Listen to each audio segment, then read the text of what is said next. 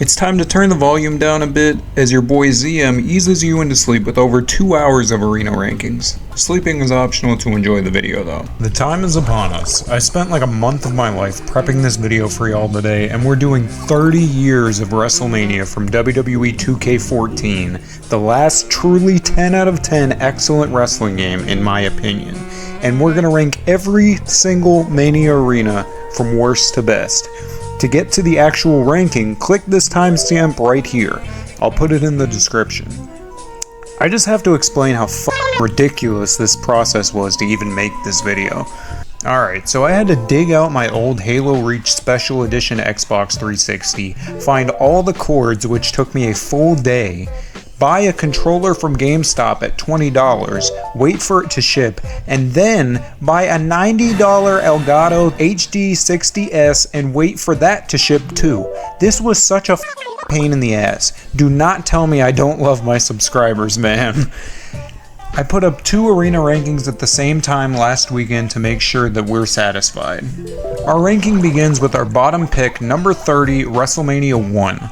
You gotta start somewhere, right? This could be a lot worse though, if I'm being honest. I like the entryway a lot.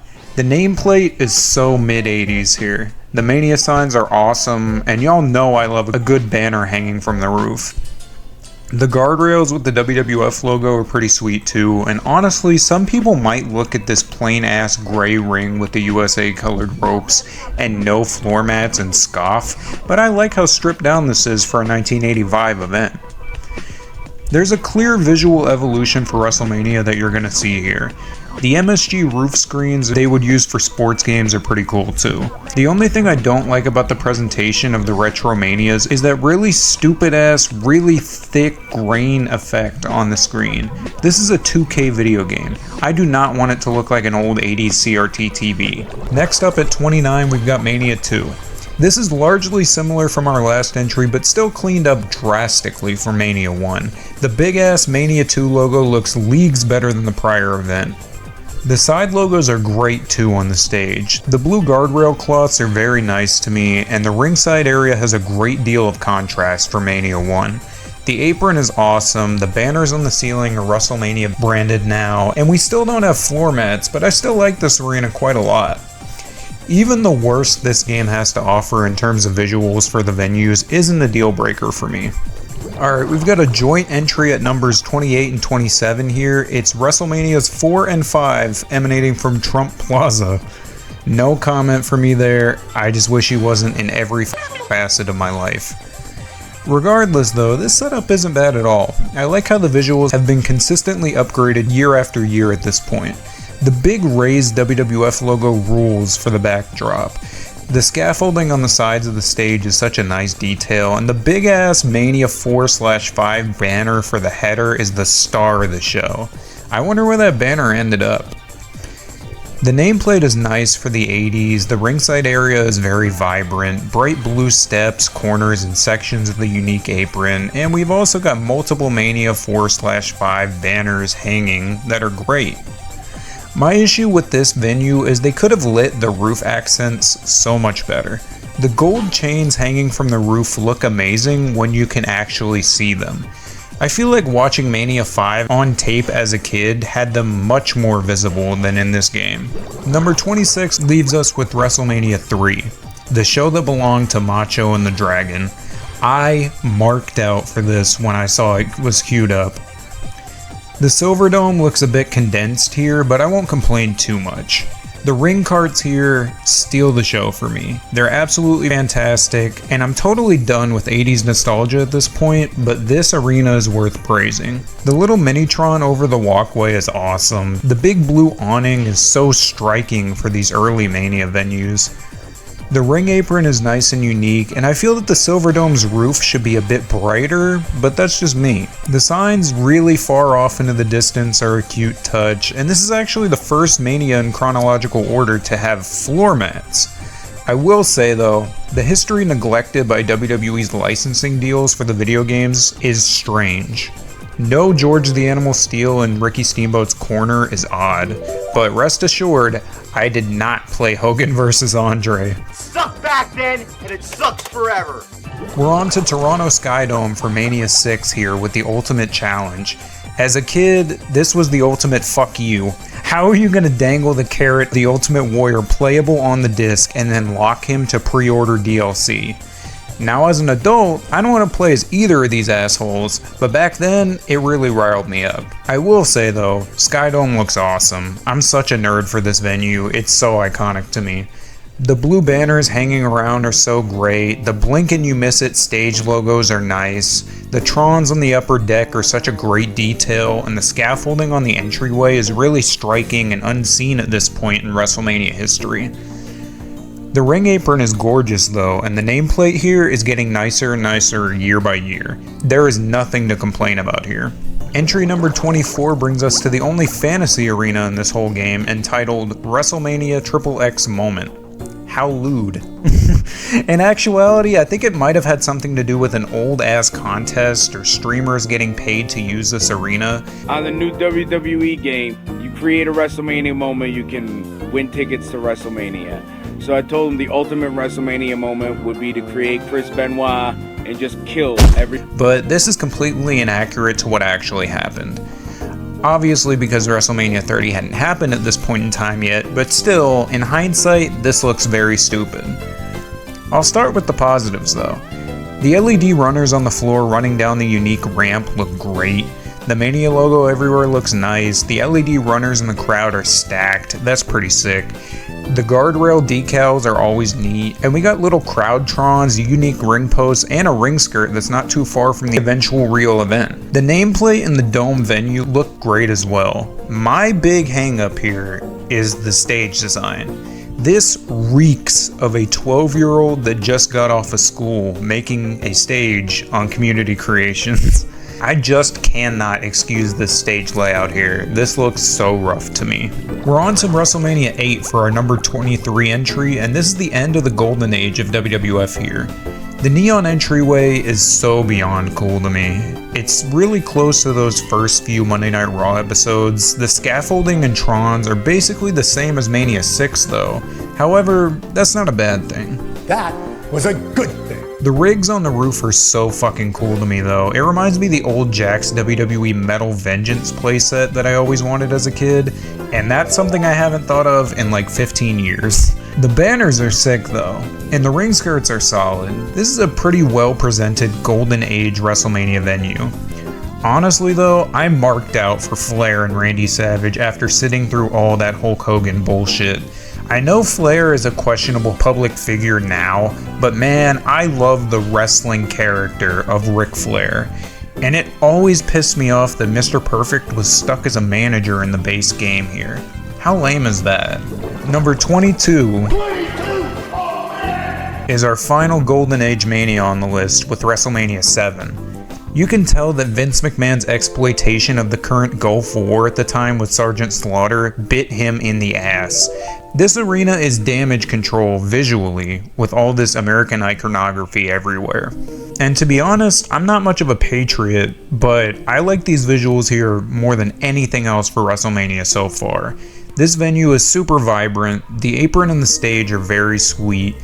The crowd runners are immaculate, the new banner hanging is really sick. This is just a super complete package. It's just a shame that Hogan and Slaughter could not draw a crowd big enough for the Los Angeles Memorial Coliseum like they had planned.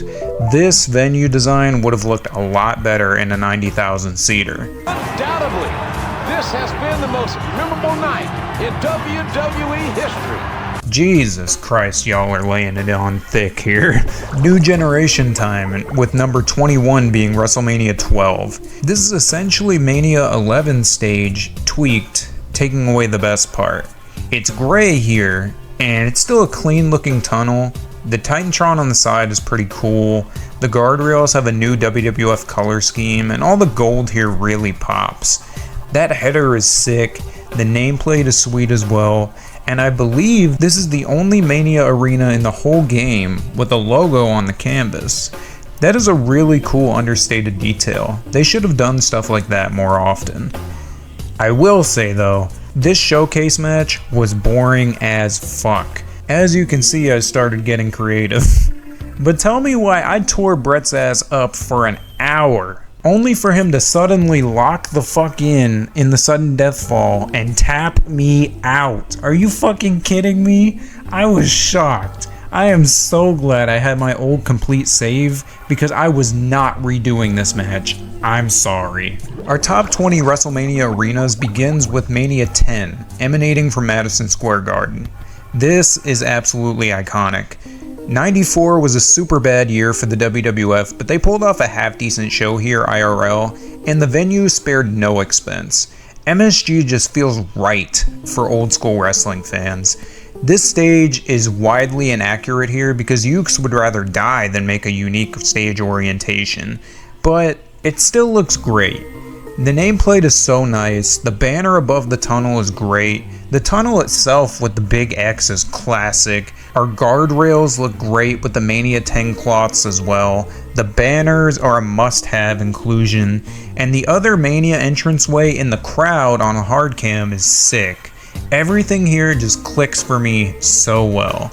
Shout out to the gold ropes too, that's awesome. Number 19 brings us further ahead to the Attitude Era for our first time here, and this is WrestleMania 14. Having no HBK versus Stone Cold in the showcase here felt wrong to me, and Taker and Kane's lighting never bodes well for my arena videos, so my apologies in advance for this footage. The classic late 90s pay-per-view tunnel entrance is here, and this is a stripped down looking WrestleMania if I have ever seen one. The banner with the Mania Cube logo though is pretty cool, and the apron is really nice too. I enjoy the banners in the background and the nameplate as well. The DX band is actually intact too, and I expected Ukes to overlook that. This is not a bad setup, but I miss the vibrant colors of the new generation already.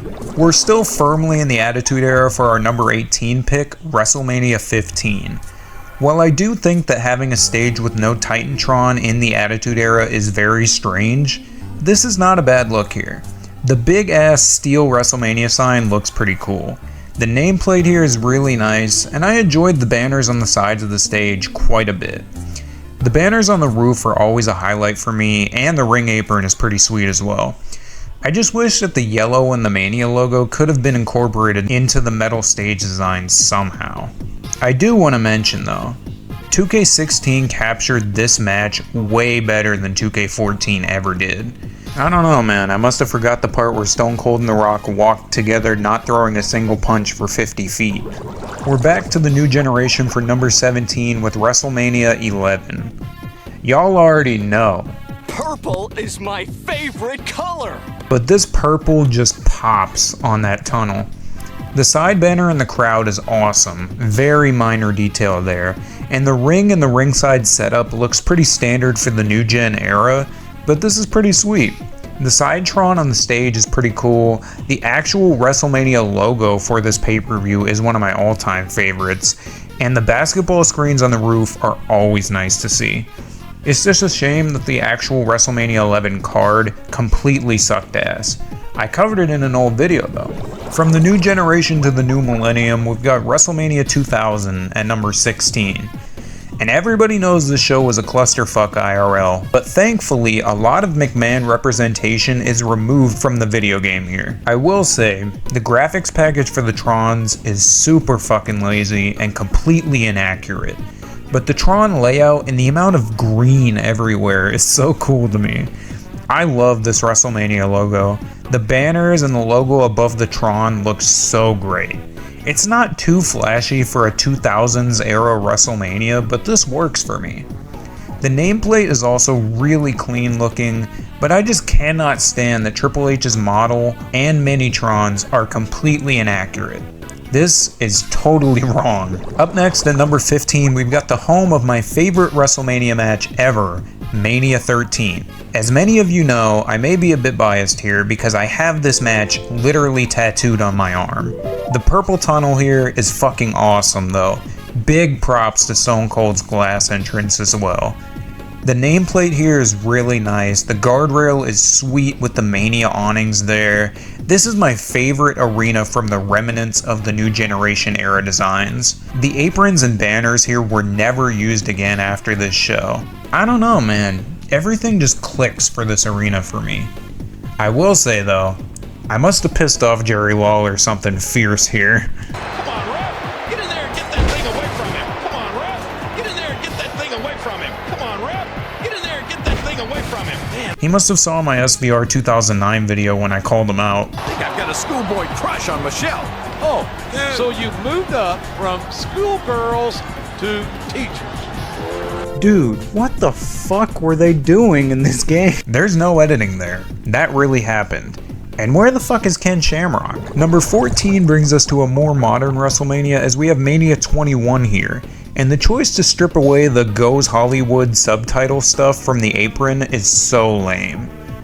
The stage here is extremely dynamic though. I love the side LED panels here, but the marquee looks really fucked up. How did they mess this up? What happened here?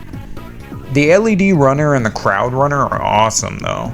And we have the best Mania nameplate in history at this point right here. Like, look at that. I love the red carpet on the ramp too. Honestly, this setup is fantastic, but it's super inaccurate.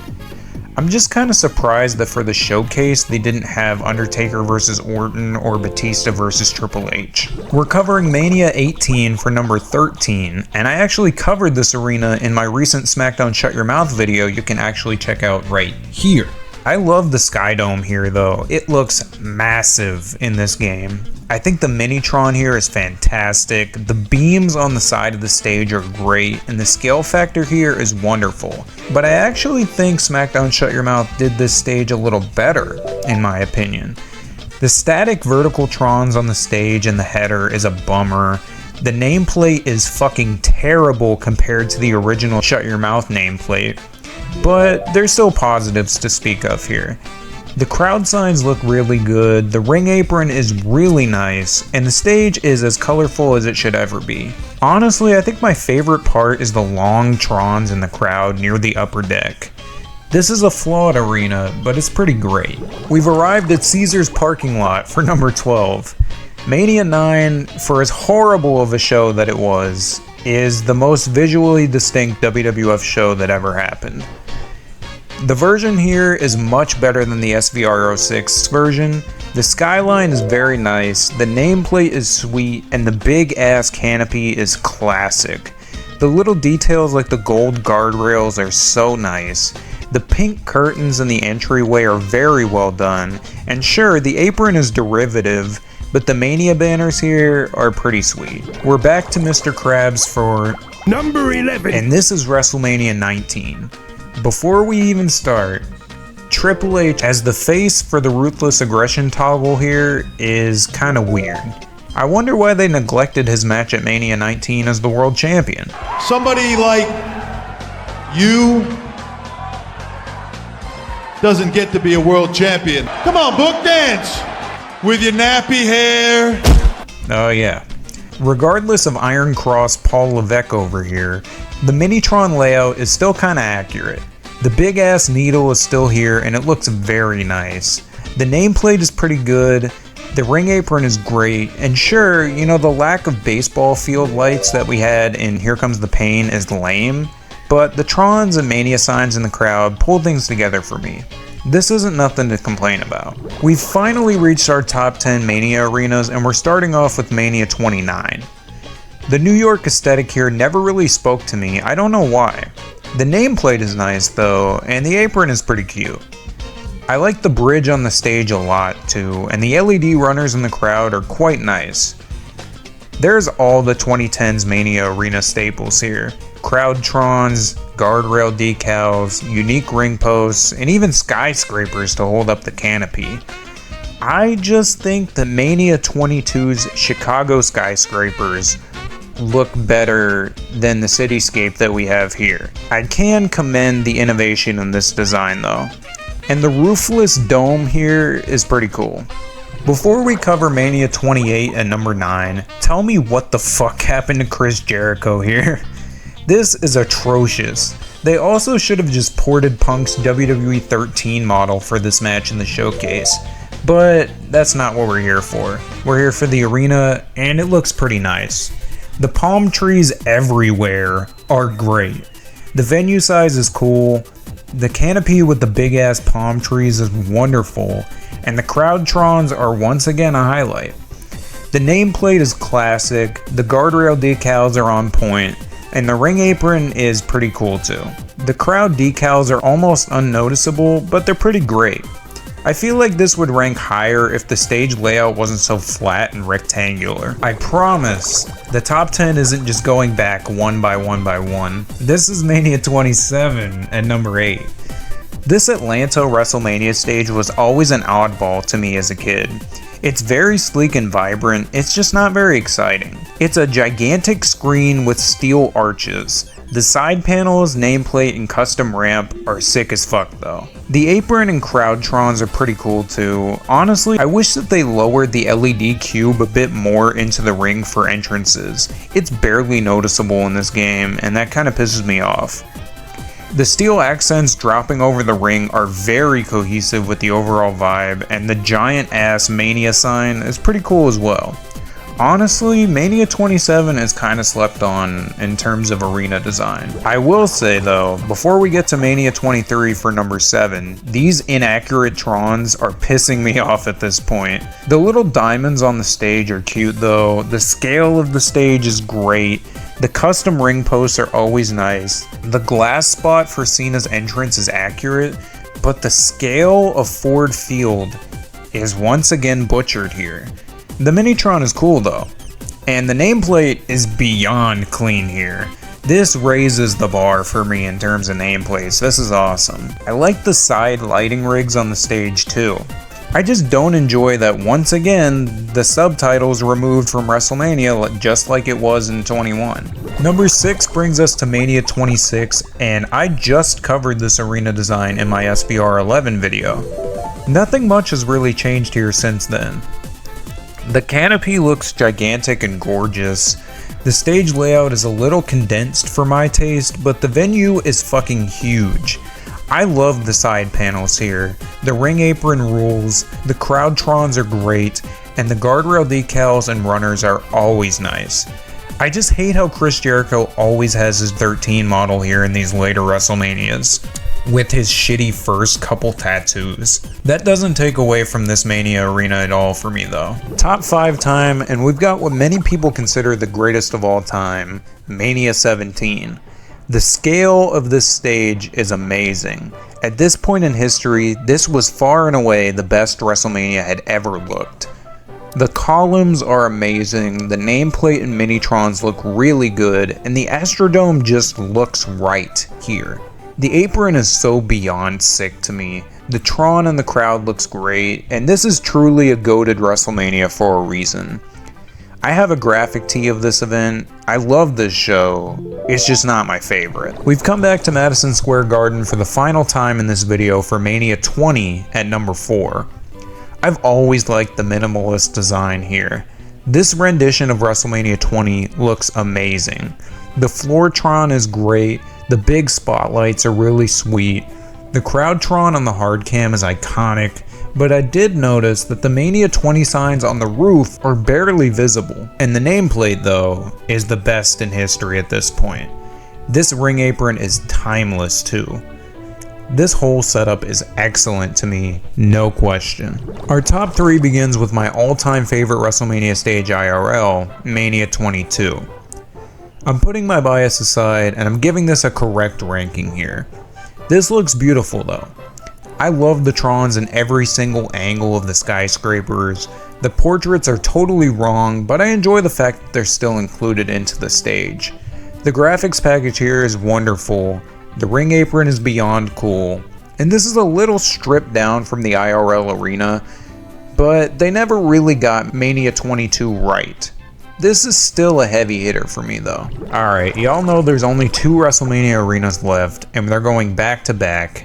But the runner-up is Mania 24. This is huge. The scale factor here is wonderful.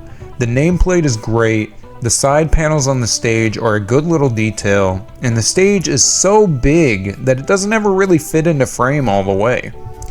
I love the palm trees though. All the Mania signs and guardrail decals are cool, and sure, having no big canopy here like there was in real life looks dumb as fuck. But do you remember the part in Ric Flair's retirement match where Shawn Michaels broke his arm throwing up the DX sign? 2K14 strived for accuracy. We have painstakingly covered 29 separate WrestleMania arenas and captured 4 fucking hours of footage costing me over $100, but only WrestleMania 25 remains as our greatest WrestleMania stage in 2K14. This arena is iconic, despite the subpar show that it represented. The star here is beautiful. I love it. The big ass LED backdrop is awesome. The runner and the crowd look so good. The apron is really awesome. The posts are unique. The panels on the base of the stage are such a nice detail. This is such a perfect stage for a super lame event IRL. I hate the whole 25th anniversary shit too, because it never made any sense to me. Like, that's not how anniversaries work. But regardless, this is super grandiose and majestic looking. This arena really shook me in my replay because I never really liked it as a kid until I took the time to deconstruct it as an adult. If you made it this far, I really genuinely appreciate that. This was a journey to produce for me, for sure. From the second I booted up the game for the first time in ages, it just brought me back to sitting in a plastic folding chair at my grandma's house on Christmas morning, playing Xbox in 480p on a CRT TV in my old toy room as a kid. I love this game. This video was a labor of love, and I hope I've conveyed that. I appreciate you. Have a great day. Take it easy. SVR 2010 is a game that I cannot escape. I understand y'all need me to finish the SVR series arena rankings, and today that's what we're gonna do. I never really liked this game as a kid because it's the true turning point for me away from the classic PlayStation feel of the WWE games. Regardless though, we got 16 arenas to rank and I cannot hold y'all off any longer. Starting us off at 16 and yet another shitty weekly show stages round is WWE ECW. Do I even have to say it at this point? HD standardized sets are so fucking boring and lifeless. They totally sucked.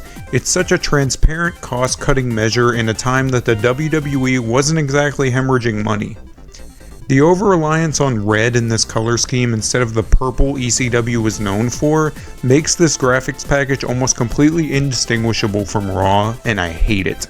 The nameplate and ring apron here are quite literally the only remarkable details about this arena.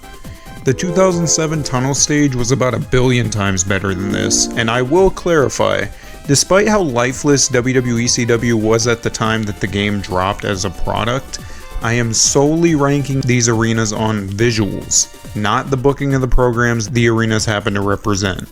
Our runner-up is Monday Night Raw, and I hate the set, I hate the sterilization of Raw's visuals, everything is way too glossy here, but at least it's not like the Raw Super Show that I covered in the WWE 13 video.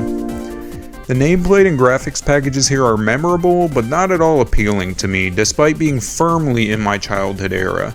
The ring apron is memorable, but not one of my favorites, and honestly, the only thing that sets this above the ECW is the ring post decal. That's actually kinda cute. I will say though, being a 2000s kid, watching Raw in 08 to 2010 was a fate worse than death. I became a TNA kid real quick. To cap off our shitty weekly show stages round, we got SmackDown at number 14, and of course this is more of that HD setup bullshit. Everything is still super sanitized and corporate looking. It lacks anything I really liked about SmackDown as a kid in terms of the visuals. Where's the glass, the fist, the Ovaltron with the cyclones? Like, we can't even get the little SmackDown 99 ball graphic. The nameplate is fine, I guess, and the ramp is pretty vibrant here. The graphics package kinda sucks though, and the apron is pretty memorable to me, but it's not all too great. Just a little hint from me here, stick around until the end for bonus coverage of another port of SVR 2010 that we're going to get into. Moving on to pay-per-view arenas for number 13 is Unforgiven, and I must ask, why are almost all of the Unforgiven stages super unremarkable? There's maybe like one singular stage that I really liked. The ring apron here is pretty nondescript, but I do like the purple undertones though. The stage design itself just looks super flat, and the graphics package is very meh for me. The nameplate isn't all too remarkable either. The scale of the stage gives it points though, because holy shit, I can barely see the header there because it's so damn tall. Honestly, this is just way too generic for a late 2000s pay-per-view stage. Number 12 brings us to No Mercy, and holy shit. Without that Minitron, this is almost completely swappable with Unforgiven. The color scheme is almost exactly the same, and if they switched out the logos here, almost no one would notice the change. Admittedly though, the header, Minitron, and pay-per-view logo on the stage are all pretty nice, and I do really like the graphics package here. It's one of the best in the game. The nameplate is super basic though, and this ring apron has been recycled like a billion times for this pay-per-view at this point in history. No Mercy in SVR 2010 is an anomaly to me because it's oddly good in places but kind of unappealing at the same time. Just missing our top 10 SVR 2010 arenas is Backlash, and what can I say but the crab legs are back. This stage looks so dumb, but I love it. That Minitron with the graphics package is pretty serviceable though, and I love the physical logo as well as the header here. The nameplate here is just more crab legs. The ring apron is super unremarkable. Honestly, I'm just happy that we got the crab leg stage in our last video covering these individual home console SVR games. Our top 10 SVR 2010 arenas begins with Survivor Series. Honestly, I never liked this stage design. I think the physical letters on the stage are ugly as all hell, the graphics package is extremely average, and the only remarkable feature in this arena is that gigantic side pillar Titantron. I think I've always preferred stages like 2001 and 2003 over this one. The nameplate and apron here are pretty alright too. Honestly, nothing stands out all too much here to be honest. Number 9 is No Way Out, and this is an oddball. Despite the stage being massive in real life, it has always looked super condensed and oddly proportioned in this game for me. I've always enjoyed the Chambertron though, no matter the arena in the game though. The graphics package here is fine, the apron here is classic, but I really do dislike the raw aspects of it despite the accuracy there. The nameplate here is pretty sweet though, and I've always liked when they work the chamber into the graphics somehow. This arena is the definitive mixed bag of SVR 2010 for me. There's stuff to enjoy, but nothing that really excels all too much. Judgment Day is our number 8 entry, and this is the end of the golf ball era for this event. What a way to go out. The big 3 golf balls are pretty visually striking, and the nameplate here is pretty okay though. The Minitron is cool for what it is, and sure, you know, the ring apron is fine enough, but this doesn't even come close to my favorite Judgment Day arenas like 01 or 04 in terms of visual appeal. There's not too much else I can harp on here to be honest. Number 7 brings us to Night of Champions, and I don't want to be a broken record, so I won't go on and on about how I dislike the concept of this pay-per-view again. The Minitron with the floor screens in front of it though is kind of sweet though, despite the super boring nameplate we got here. The banners with the belts hanging from the pillars are always the star of the show in terms of these Night of Champions arenas. The side panels on the stage are pretty nice though too, and the ring apron is legendarily great. This isn't an arena exclusive feature as well, but I also love the little graphics on the monitors for the commentators. That's a pretty cute detail. I'm not a fan of the premise of Night of Champions, but I really like this arena here. Just missing our top 5 is Cyber Sunday, and this is a sleeper hit for me. The Motorola phone stage design is fucking ridiculous. It reeks of the mid-2000s, but it's fun.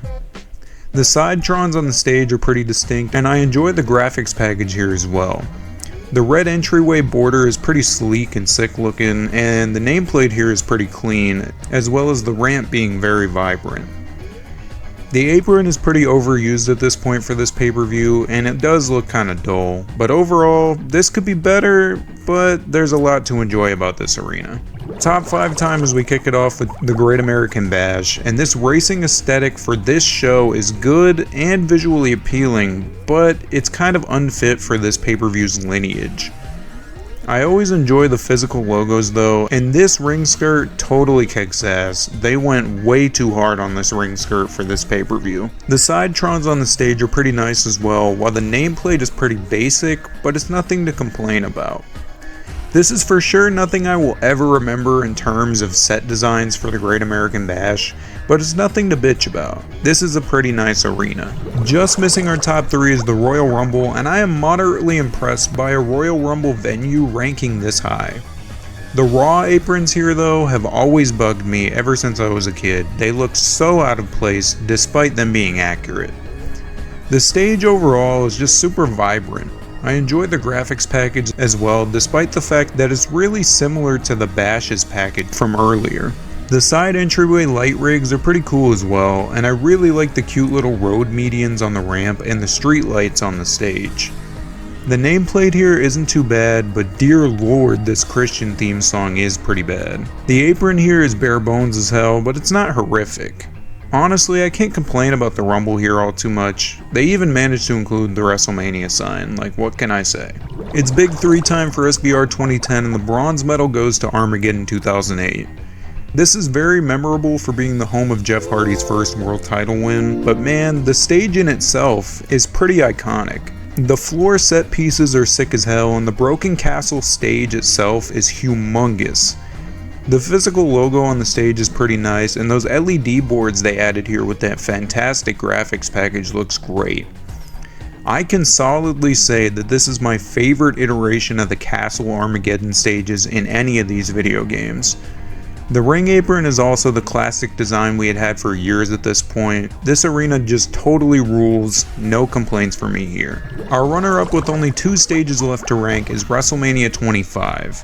This stage has grown a lot for me since starting this arena rankings series.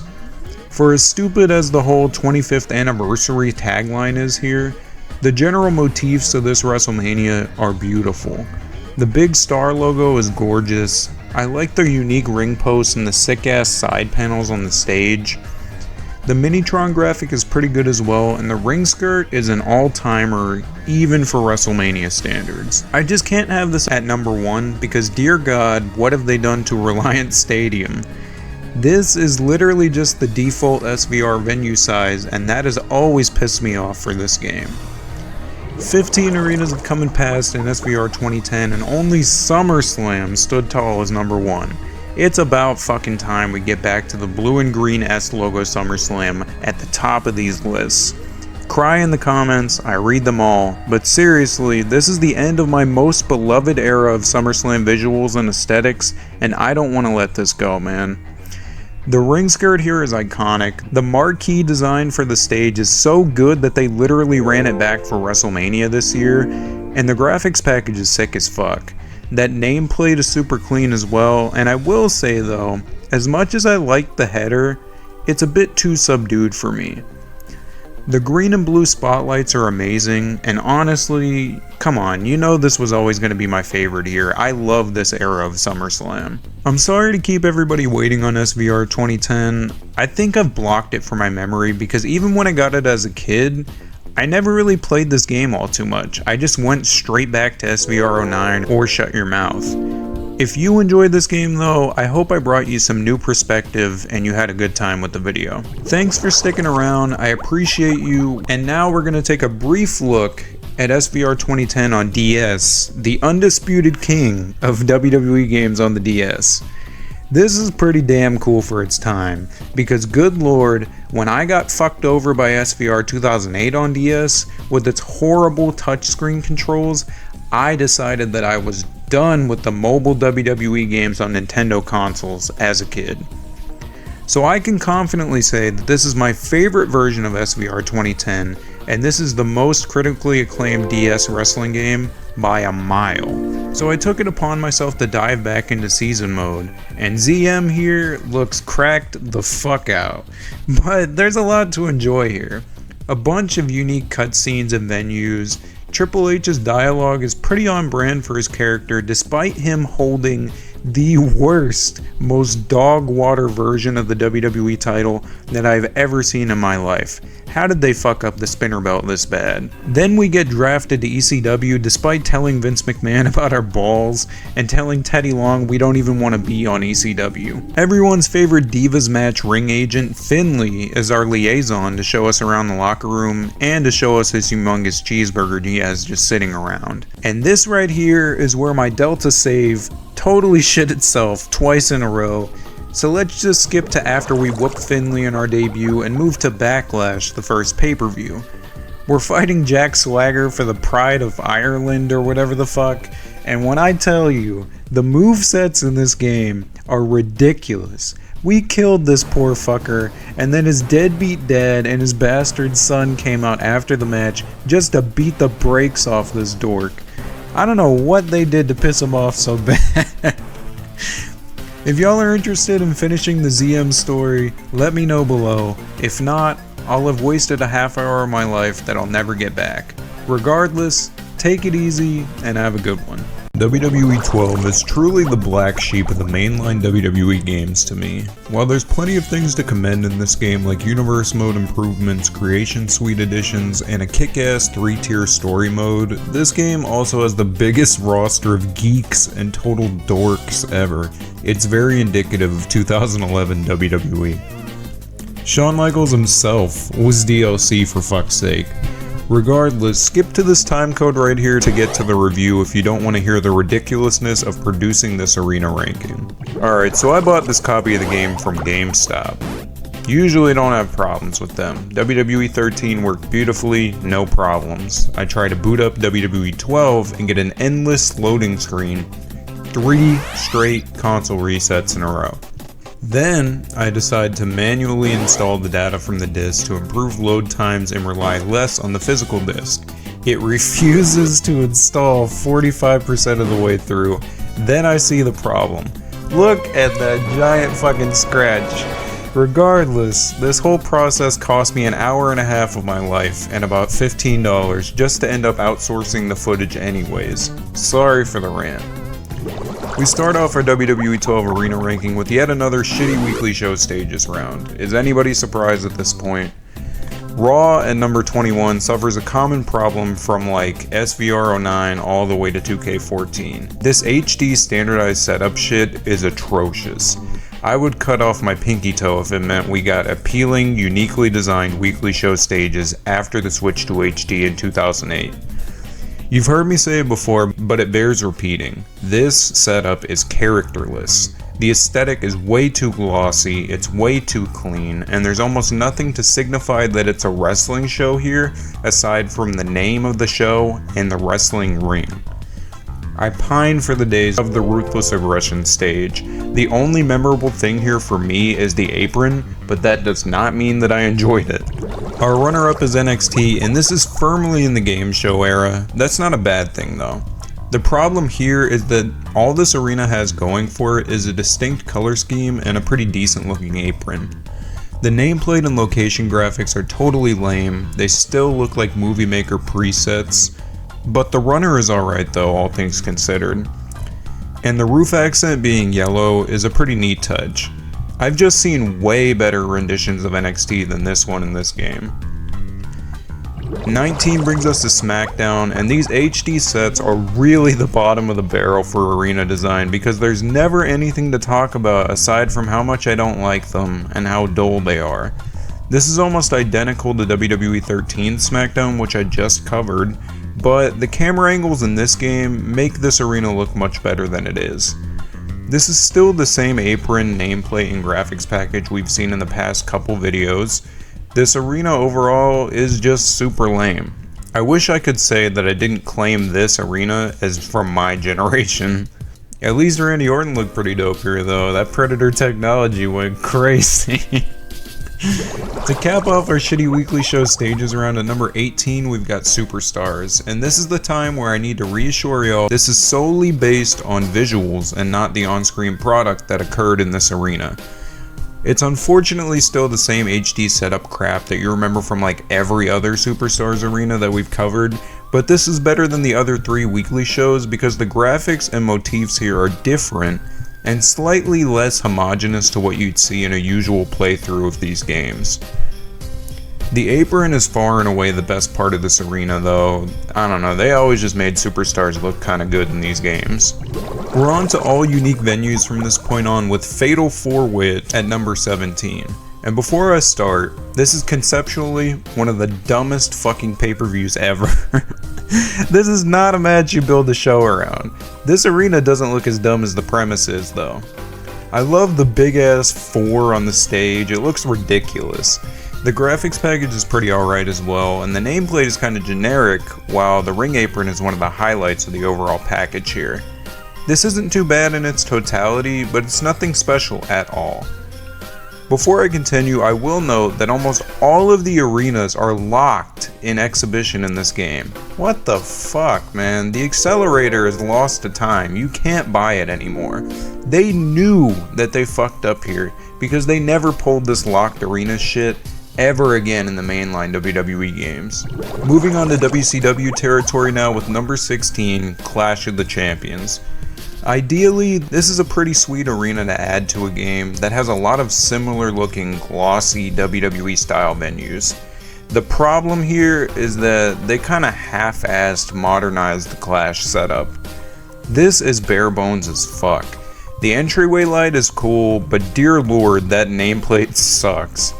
The gray apron with the yellow buckles and canvas logo do a lot of heavy lifting for bringing the WCW feel here though.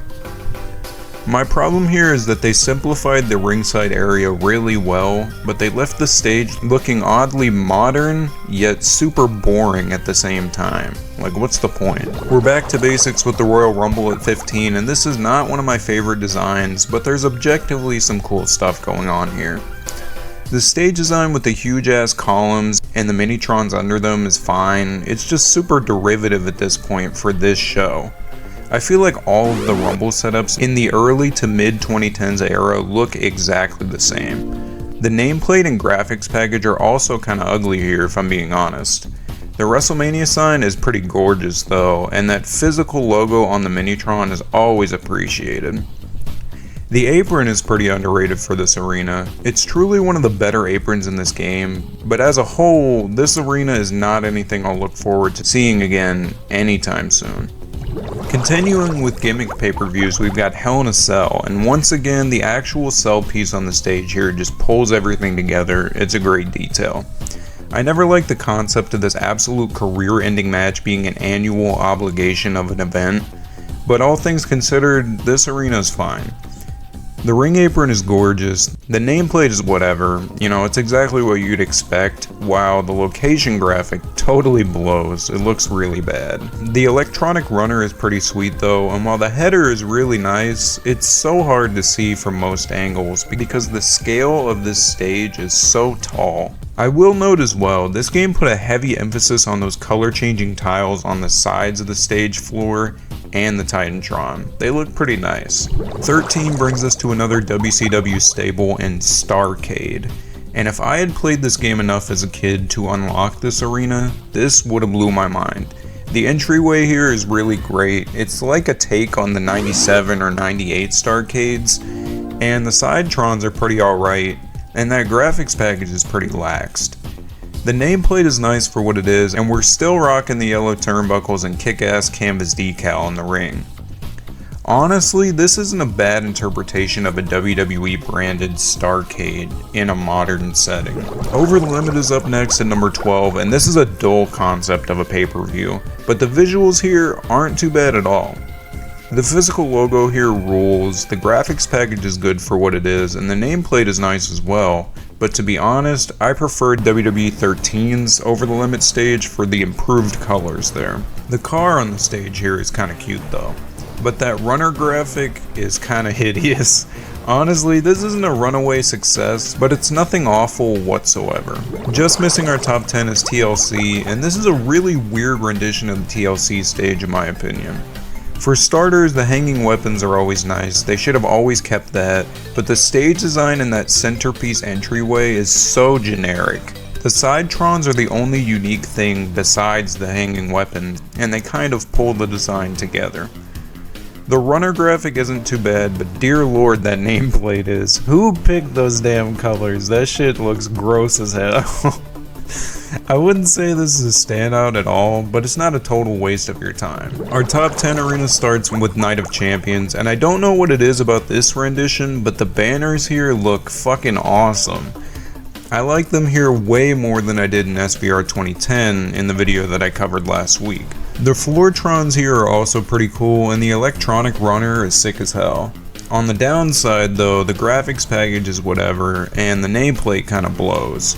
But that ring apron is by far the best thing to come out of any of these Night of Champions pay-per-views. It is sick as hell. Number 9 is the Elimination Chamber, and I actually have history with this arena. I remember my dad randomly buying me this pay-per-view despite not buying the Chamber pay-per-view the year before or after, and I watched this pay-per-view to death on my DVR.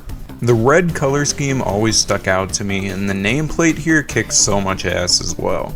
I love when they work in the Chamber to the design.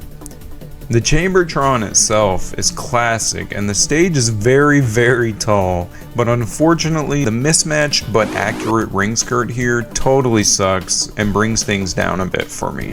Again, I must reiterate, I'm sorry for the quality of the footage here. This was a chore to put together. Up next with Survivor Series, we go from one mismatched apron to another.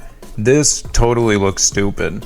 But the yellow color scheme here kind of brings me back to 03 Survivor Series, and I like it a lot. The nameplate is pretty appealing, but those recycled physical letters on the stage are not. I've always disliked them.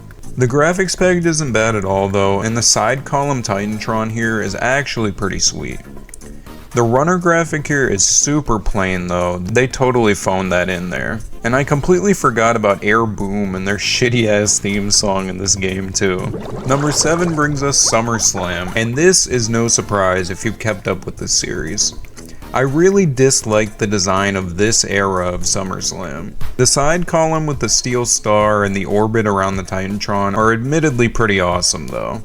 What I don't get is the star is colored for the prior year's aesthetic, orange and yellow, while everything else in this arena is colored red.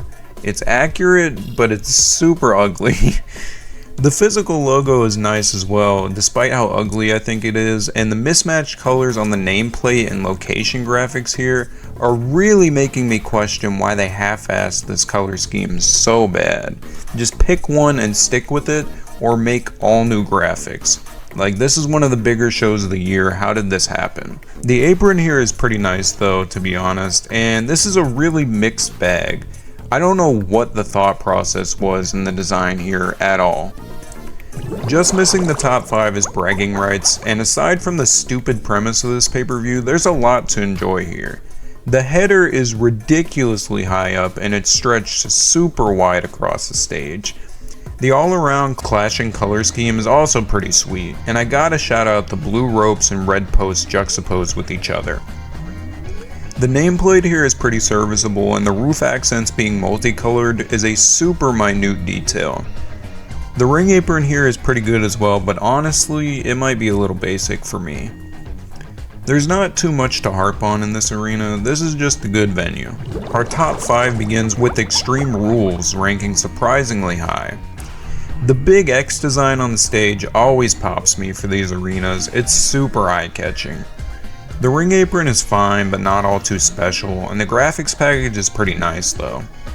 Our nameplate here looks straight out of Transformers, and the electronic runner here is pretty understated, but I like it. This is a pretty decent version of this pay-per-view. Number 4 is none other than Money in the Bank, and the money trucks here is an awesome detail. The nameplate with the little gold ladder on it is pretty cute too, and overall I just enjoy this green color scheme a lot. The apron here is pretty classic, but it's been used over the course of a lot of pay-per-views in this pay-per-view's history. The spotlights also look fantastic here, and the green ring posts are a pretty sweet detail. The header is pretty oddly shaped, but overall the scale is great. This is one of the better Money in the Bank arenas in any WWE game. Our big 3 begins with Tribute to the Troops, and honestly, there's only one major addition to this arena from SVR09 that sets it apart, and that's the nameplate and better aprons. But man, just seeing this arena from these great camera angles really proves the novelty of having an outdoor venue in a wrestling game. There's nothing else that captures this vibe in this game. The banners in the crowd and the unique bleachers and barricades, as well as the soldiers everywhere, is really cool. It's a pretty nice visual. I'm not at all a patriot, but this arena is sick as hell for what it is. We're down to 2 arenas in WWE 12, and our runner-up for best arena is WCW Nitro. This is awesome. The iconic physical WCW letters here are so sweet. The Nitro banners being repurposed as LED boards is a pretty neat little tweak, and the ring skirt is inaccurate, but it's not super ugly. The canvas logo here is pretty awesome though. I just wish they had those classic Nitro floor mats. The steel entryway tunnel has always looked cool as fuck though, and this is probably the best they could have done with a modern interpretation of Nitro. It fits this game pretty perfectly, but there's one arena that's even better. 20 arenas have stepped up, but only WrestleMania 27 remains as my favorite of WWE 12. And is this even a surprise to anyone? The stage is fucking massive. The design might be a little too simple for some people, but I've grown to enjoy it. I like the steel beams, the nameplate is pretty alright, and those roof accents are absolutely perfect. Y'all know I eat stuff like that up. The graphics package here is pretty nice, and the unique ramp design is cool as hell. The little trons on the sides of the stage and in the crowd are pretty great details as well, and the ring apron and unique ring posts are super well done, and the stage panels are even animated. I've always loved the roof cube in this venue as well. My only hang up here is the venue sizing. Why did Ukes never make bigger venues for the WWE games that were later on in the series? SmackDown Shut Your Mouth came out almost a decade prior to this game and had a much more accurate WrestleMania venue size, and that was on PS2. What happened here? What's the excuse? I hope y'all enjoyed this one. I wish I could say that I made up for lost time with this game, but I am still a stranger to this game with my broken copy that I paid for. I can see why people have so much admiration for this one though, and it's clearly a building block in where the series was headed to go. I hope y'all have a good one and take it easy. Cast your mind back to October 30th, 2012. The Wii U is about to come out and flop. Green Day's Trilogy is getting middling reviews, and WWE 13, the last pre-2K sports game, has just dropped. This shit hit like an atom bomb to the gaming community, and everybody was fired up about the main hook of this game, the 90s wrestling boom, coming back for you to relive. As a kid who missed the Attitude Era in real time and relied on VHS tapes and DVDs to catch up, I was stoked. I was a total mark for arenas, and I was guaranteed with this story mode to get a shitload of venues that I had never seen before. So today we're going to take a look back and not only cover the retro venues, but also the modern arenas of WWE 13 and rank them all from worst to best. I cannot wait any longer. Straight off the rip with number 39, we've got our favorite reoccurring segment on the ZM channel, the Shitty Weekly Show Stages Round. We're so back. And of course, if you're a vet here, you know we're starting with Sunday Night Heat. Is this even a question? This shit is so bland and boring, and 98 Heat was not so bland in terms of visuals. In the actual events, we had a stupid ass font on the nameplates that's nowhere to be seen in this game, and a pretty decent little apron design. WWE 13 completely ignores all of that. The scratch logo banners and apron are fine, but they're really boring and lame considering that WrestleMania 2000 on the fucking N64 pulled this arena off much better, with much less of a budget and a much less experienced dev team. And if it's not immediately obvious to you, the Heat set is the Raw is War setup recycled.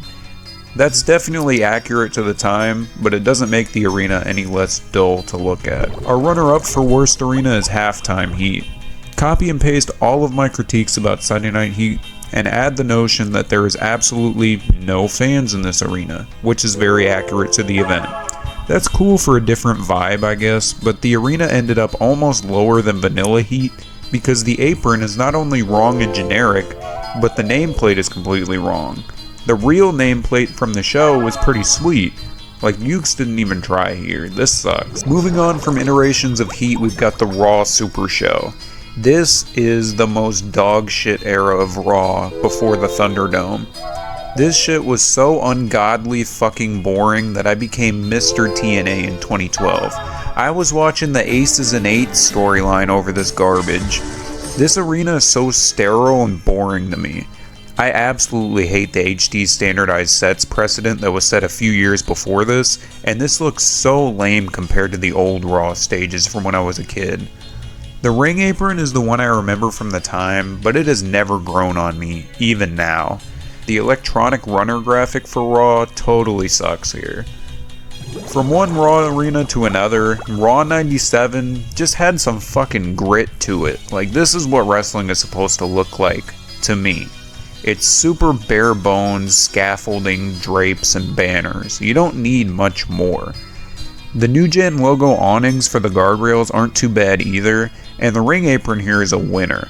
The nameplate is nice, but it's not exactly accurate to the times, being that the year of 1997 for Raw was very transitional and they were constantly changing graphics. The block logo turnbuckles are cool, and the ramp might be a little bit too bright for my liking, but it's a video game. I don't know. You know, this seems like everything I could ask for a 1997 Raw setup from this game. Up next at 35 is NXT, and I believe this is the last of the game show era in terms of in-game arenas being represented for NXT. Not much has changed here though from the last time I ranked NXT in the SVR 2011 video. The ring apron and crowd runners are still the highlights of this arena for me. The graphics package is obscured by wrestler-specific Trons, and while there's points for accuracy there, and that was a big hang-up for some people, I just preferred the normal graphics packages over this. And it makes my job harder because these HD standardized sets fucking suck. They're all so homogeneous. The graphics package, nameplate, and location titles here look straight out of Video Leap presets. There's just not much to say here. I will say as well, this is my original save file from when I was a kid, so excuse my ring of tires. Modern SmackDown is next at 34, and this has the same problems as NXT and the Raw Super Show, but the saving grace here is the apron. I remember having this apron on my Flex Force ring as a kid, and the electronic runner is sick as hell here. Everything else looks really characterless and sterile though. This is SmackDown on fucking life support.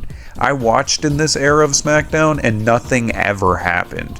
Randy Orton and Christian's feud was over for months by the time this game came out. As a SmackDown guy, I was dead in the water. 33 is none other than Raw 98, and this is an improvement on 97's arena because this reflects the WWF's change to the Scratch logo branding. And there's added banners and scaffolding on the entryway. I love the banner above the ring as well. I think I preferred Nitro, but this setup was beyond iconic. To end the weekly show stages round, we're once again capping it off with Superstars. This has absolutely nothing to do with how the show was presented and booked in terms of a television product. This is solely to critique the arena visuals. The graphics package is nice for what it is. Superstars honestly just really translated well to video games. It feels like it belongs here. The ring apron and nameplate are both great, and the dasher board is pretty sweet too. For as much boring filler that we sat through watching Superstars IRL, the arena's always translated really well to the video games. We're back to pay-per-view arenas now with Judgment Day 98 at number 31. This is the epitome of a B-tier pay-per-view in terms of the visuals here. The set for this show is so laxed compared to any other pay-per-view of 1998. And granted, there's a few bright spots here to rank it above all the HD sets. I do like the pay-per-view logos plastered all around the stage area. The cage mesh on the entryway is cool, if a bit too understated.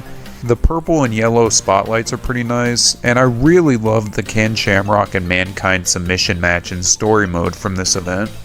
But admittedly, the nameplate here totally sucks. The generic but somewhat accurate apron and banners are lame, and the actual pay-per-view logo itself is super dull. It's honestly odd to see Judgment Day come from such a subdued design.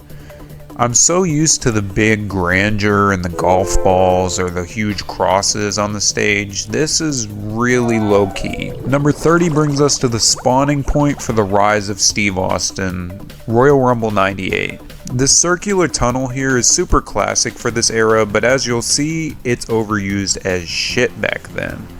I don't think I'm a huge fan of this Rumble logo either, but everything has a pretty good sense of vibrant color to it.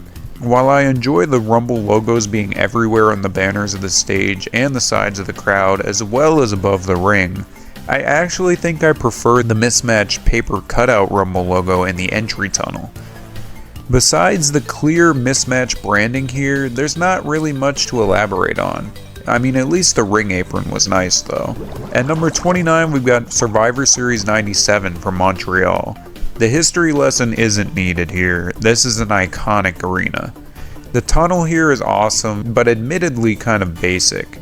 And I do like the pay-per-view logos off in the distance in the stage area, but it is kind of odd that once again, all the logos are mismatched in color. I really enjoy this apron though, and the beautiful old school banners above the ring are awesome. I just have a really deep nostalgia for this game in general. Royal Rumble 99 makes our 28th entry, and this marks one of the few arenas I had a lot of hype for as a kid. I loved the Mankind and Rock I Quit match to pieces growing up. It was disgustingly brutal, and Tracksuit Rock is still my all-time favorite version of The Rock. But this arena itself still holds up. Granted, the big pay-per-view banner to the left of the stage IRL is gone here, and we're given the generic retro pay-per-view banner setup. The monochrome logo is pretty edgy though, but it looks nice. The apron is really sweet as well, and I do think it's a little odd that they're recycling pay-per-view entryways in their most profitable period ever as a company at that point. Regardless though, I think the only thing that would have made this arena a little better would be Mick Foley's family in the front row crying. Number 27 has us arrive at Breakdown. This really struck out to me as a kid. I like this plain ass pay-per-view aesthetic for whatever reason, I don't know. The drop down graphic for the location though is fucking ridiculous for starters. The nameplate isn't much better either, but the stage banners kinda pull everything together a bit.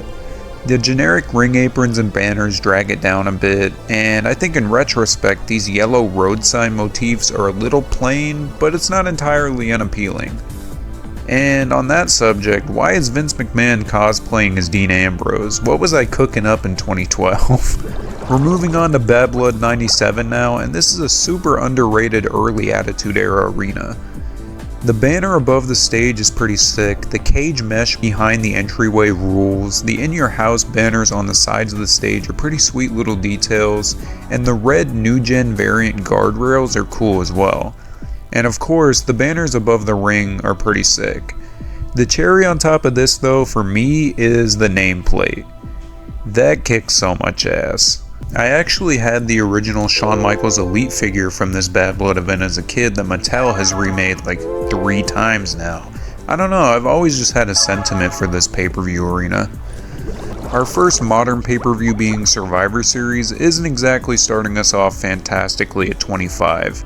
This setup is so dull that it looks AI generated. There is no central theme or motifs for these graphics. It's just shapes and the color red, that's it. Granted, you know, it's accurate enough to what actually happened, but I'm not a fan. The nameplate and location drop totally suck. The red ring posts and ring apron don't exactly scream memorable Survivor Series aesthetic to me, but I guess I can commend the unique dasher board here, I don't know. 24 brings us to SummerSlam 97, and this is my all-time favorite SummerSlam tagline, Heart and Soul. The tunnel here is sick, the SummerSlam banners are literally everywhere and super cohesive. It just looks really legendary and prestigious. The nameplate here is the star of the show though.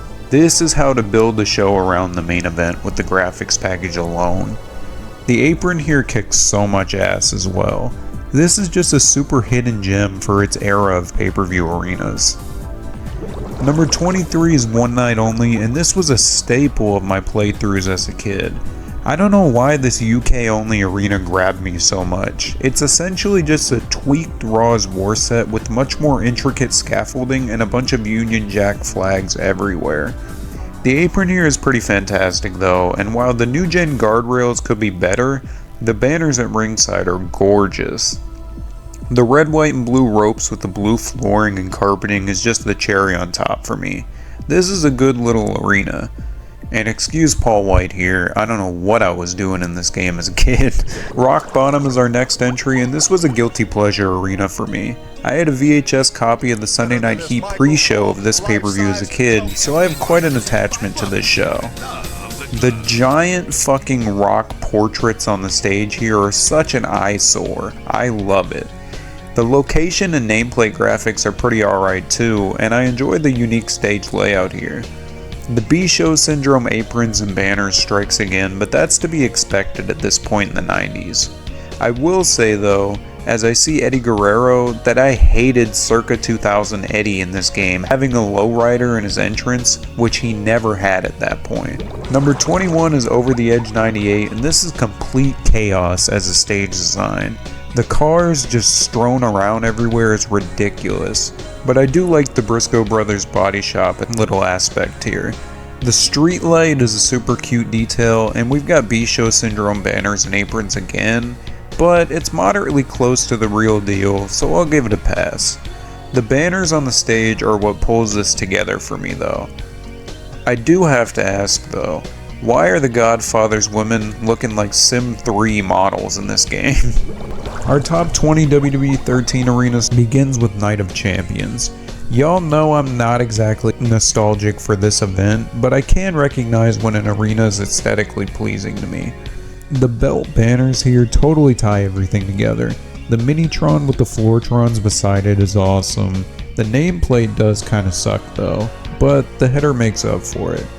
And the ring apron is absolutely fantastic. This setup in this game right here is probably what comes to your mind when you think of this event. The electronic runner here is also a highlight for me. Number 19 is none other than the modern Royal Rumble arena, and truthfully, this is not a very memorable set to me, like at all. But there's so much going on here that I have to commend the design. The pillars on the sides of the stage are massive, as is the Minitron, but what seals the deal for me is those really distinct coil designs running down the Titantron border. The electronic runner and ring apron are also pretty nice, while the nameplate is serviceable as well. But those coil pieces on the stage really bring this up a bit higher. That's pretty cool. We're back to the Attitude Era for number 18 with Unforgiven, and this is proof that bigger isn't always better in terms of stages. The small details here are the bigger picture that sets this arena apart from the rest. The location graphic is cool and the nameplate is alright, but that weird decaying moss on the stage layout is so cool to me. It's very different from anything we had ever seen up to that point. B-Show Syndrome strikes again here, but it's as accurate as Ukes would ever be with these arenas. Honestly, the unique scaffolding design mixed with the moss and the pretty cool banners really set this arena apart for me. Now 17 brings us to SummerSlam 98, an event that I'm partial to as seen by the shirt that I wore during the scripting process.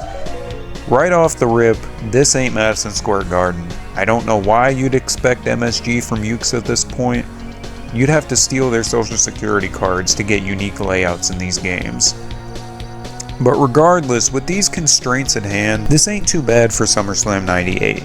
The gate design is awesome, the graphics package is pretty alright, but the apron here as well as the banners are really vibrant and eye-catching. The red and orange is not my chosen color scheme for SummerSlam, as y'all already know, but I can't knock this too much. The little red guardrails are pretty nice as well. At number 16, we've actually got WrestleMania 15. I already covered this venue in my 30 years of WrestleMania video a while back, go check that out, but a lot of my points here still stand. The steel logo for the stage looks pretty awesome. I like the pay-per-view logo quite a bit. The banners all around the arena are a treat, and the apron is pretty sick and not too far from the source material.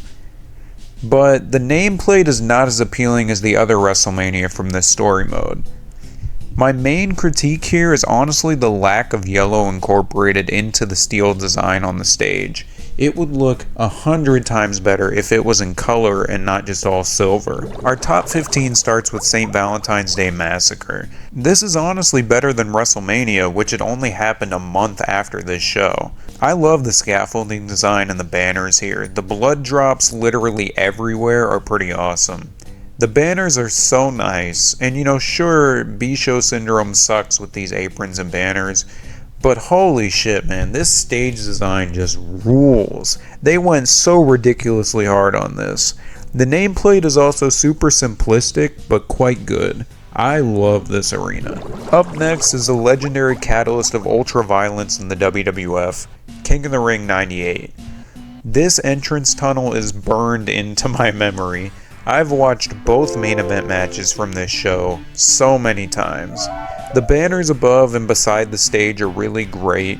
B-Show syndrome for the fucking King of the Ring arena is a bummer, but this is a standout arena regardless. And yes, seeing Jack Swagger in this arena is super cursed. I just don't understand the rationale behind recycling aprons for pay-per-views in what was, at that point, the most profitable period in WWE history. Like, they were making money hand over fist.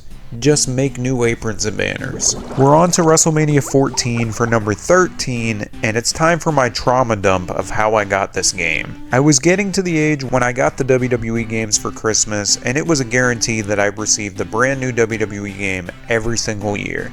However, my mom was not about to pre-order anything for me, ever. Then I saw that Mike Tyson was the pre-order bonus, and I flipped shit, and I knew I had to play as Iron Mike Tyson. So I went above my mom's head and convinced my grandma to get me a copy of WWE 13 on the Wii a day after the game launched and a whole month before Christmas. Specifically because I knew that nobody was going to buy the Wii copy and they'd have all the pre-order bonus copies still left over in stock. I was correct. I brought it home, I played it for a day and hid it during school until I came back home, my mom found the disc, and tore me a new one. Regardless, this arena rules. It's the same pay-per-view tunnel as Royal Rumble 98, but the location and nameplate graphics are beautiful. The stage side logos are really nice, and the banners really pull everything together. The ring skirt is also super nostalgic for me, as well as the DX band setup making a subdued appearance in the side there. Shout out Ken Shamrock as well. I marked out seeing him in this game for the first time in ages. Number 12 brings us back to the modern pay-per-view arenas with vengeance. This weird one-off revival actually isn't too ugly. I feel like nobody remembers that this show actually happened. And the physical V logo on the stage is nice, but it totally looks like they recycled the Survivor Series 09 stage for it. The header here is pretty cool, and the apron isn't too bad either. I like the neat little Sidetrons as well. Honestly, this stage layout in general is pretty diverse. Just missing our top 10 at number 11 is Survivor Series 98. The Deadly Games tournament was an awesome concept and a great motif for the arena visuals here.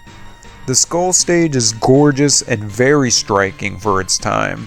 The banners at the stage and ringside areas are very fantastic, and the nameplate is super 98. Everything here is super cohesive and unique for a time that they weren't pulling out all the stops for any arena but WrestleMania. Our top 10 starts with TLC, and before I commend this arena, I do have to say I despise these horrendous generic graphics for all the retro wrestlers in this game. If they just kept the graphics package of the arenas, these stages would look so much better. But the actual stage design here is pretty good though. I like that they're still hanging the weapons above the arena. The nameplate and drop down graphics are pretty cool. I love the header here quite a bit, and the ring skirt totally ties everything together. I just truthfully am not a huge fan of the general TLC graphics aesthetics. Like, this arena never really hit for me, even in its best iterations. Number 9 drags us to Hell in a Cell, and I really think this Hell in a Cell wall corner piece on the stage is what ties this arena together impeccably. If it wasn't there, this would be much lower. The drop down and nameplates here are pretty nice, and the header here is pretty great. The apron for this arena is a total winner, and the red ring posts and Sidetrons are pretty good details. I will say though, I swallowed a lot of pride praising this arena because I have always hated the concept of a Hell in a Cell pay-per-view where it should be a career-killing match, not an annual event. At number 8 we've got the Elimination Chamber, and I vividly remember somebody in my comments telling me I love this arena a while ago, and they were right. This color scheme is gorgeous. I really like the nameplate here. It's my favorite in the whole game. The Chambertron is back, and it's sick as hell too. The Sidetrons here are pretty great, and once again the generic Attitude Tron setting for the retro characters is really bugging me. And the yellow font for the apron is a little disappointing, but I love the in-match graphics package on the stage. All the green in the color scheme here is just a lot to commend. It hurts to have a non-green S logo semicircle SummerSlam stage ranked this high in the video, so let's get number 7 over with. This SummerSlam arena is pretty alright. The location and nameplates are alright. The circular orbit around the Titantron is pretty cool, and I enjoy the physical pay-per-view logo on the stage. The side column is pretty nice to me too. The ring apron with the blue ring post is pretty cohesive as well, but honestly, this isn't a patch on what I love about SummerSlam. Like, I like that OG stage so much, I literally created it in this game. Just missing our top 6 is an event that feels like it's on the brink of returning given WWE's recent political affairs. Capital punishment. For as dumb as this concept was in 2011 on pay-per-view that you had to pay for, and as basic as those Sidetrons were, this arena rules. I love the graphics package here, the header is fantastic, the nameplate doesn't really have any glaring issues, but the ring apron here is beyond impeccable. The red ring post juxtaposed on the blue ropes are great, and I just really can't get over how clean this looks. Our WWE 13 Top 5 arena starts with Over the Limit. And until Battleground was conceived, this was always considered the lamest fucking pay-per-view to me. But this arena design is super fun. The location and nameplate graphics are neat as hell, and the car on the side of the stage is pretty cool. The actual stage design with the speedometer and the vibrant colored borders are wonderful as well. Honestly, this is a hidden gem of the arenas in this game. The side panels on the stage also pop pretty nicely. Extreme Rules just misses out on our top 3 here, and there's nothing to sneeze at though. This is one of the best Extreme Rules stages ever. I love the world title match that happened IRL at this show. The big X on the stage is so visually striking. The actual pay-per-view logo cutout is pretty nice as well, and the nameplate is kinda sick here too. The scale here is totally all-encompassing, and the ring apron is also classic but accurate. It just feels a little weird to call something from 2012 a classic to me. It is finally Big 3 time in WWE 13, and Money in the Bank takes the bronze medal. This is yet another arena in the gimmick pay-per-views I don't like category. I think Money in the Bank would be better suited for WrestleMania, with it being 2 nights after all. The actual stage here is gorgeous though. The ladder scaffolding is so beyond cool, and I love that Awesome Kong made it into this game. The ambulances are a really unique touch, and the Minitron is super nice as well. The briefcase Titantron is so iconic to me. Every time I see it, I think of my Rumblers carrying case that I had when I was a kid. I just love that thing. The ringside area with that fantastic apron and green ring post is sweet as fuck too. I can honestly put my bias aside when I know that this arena is as good as it is. With 2 arenas left in WWE 13, we're going to WrestleMania 28 as our runner-up. If you saw 30 years of WrestleMania, you know my admiration for this arena. For starters, the palm trees everywhere and the beautiful canopy are great. I really like the palm trees incorporated into the stage as well. But I will say that I think the stage is still a bit too flat and rectangular for my liking. I love the side panel Titantrons and the ramp LED runner quite a bit. The apron is super nice and the dasher board is cool as well. The guardrail decals here are always pretty sweet too. On the downside though, the nameplate is a little whatever to me, and the venue isn't actually a domed roof to my knowledge. What's the point of it being WrestleMania then? 38 unique arenas have come and gone in WWE 13, and only SmackDown 99 remains as my personal favorite arena in this game. This is a long time coming. The Ovaltron deserved its flowers at number 1 long before this. That stage is a masterpiece to me. Granted, nothing in this game is perfect, and the Minitron graphic should be the original SmackDown package instead of Superstar specific videos, but everything else takes the cake. The banners above the ring are so awesome. The nameplate is static and that's a little lame, but the ringside area is great. The actual stage design with the cyclones in front of the backdrop is super iconic, and they even remembered the little steel lighting rig above the stage. What an arena. Thankfully Zack Ryder came out looking like a smacked ass so I could stop marking out about this game. In conclusion, I really appreciate your time, support, and patience here. This has been a long time in the works. I absolutely love this game to pieces. I've given it more time in my life than I've given some of my family members, but I wouldn't have it any other way though. Getting the Mike Tyson Wii copy of this game in a childhood mall that doesn't exist anymore, all the way to recovering my old save data over a decade later, I'm super grateful for WWE 13 as a video game. Thanks for watching, take it easy. Arena Rankings is back, and we've got another double feature today to rank all 17 arenas in both Wrestlemania 2000 and WWF No Mercy.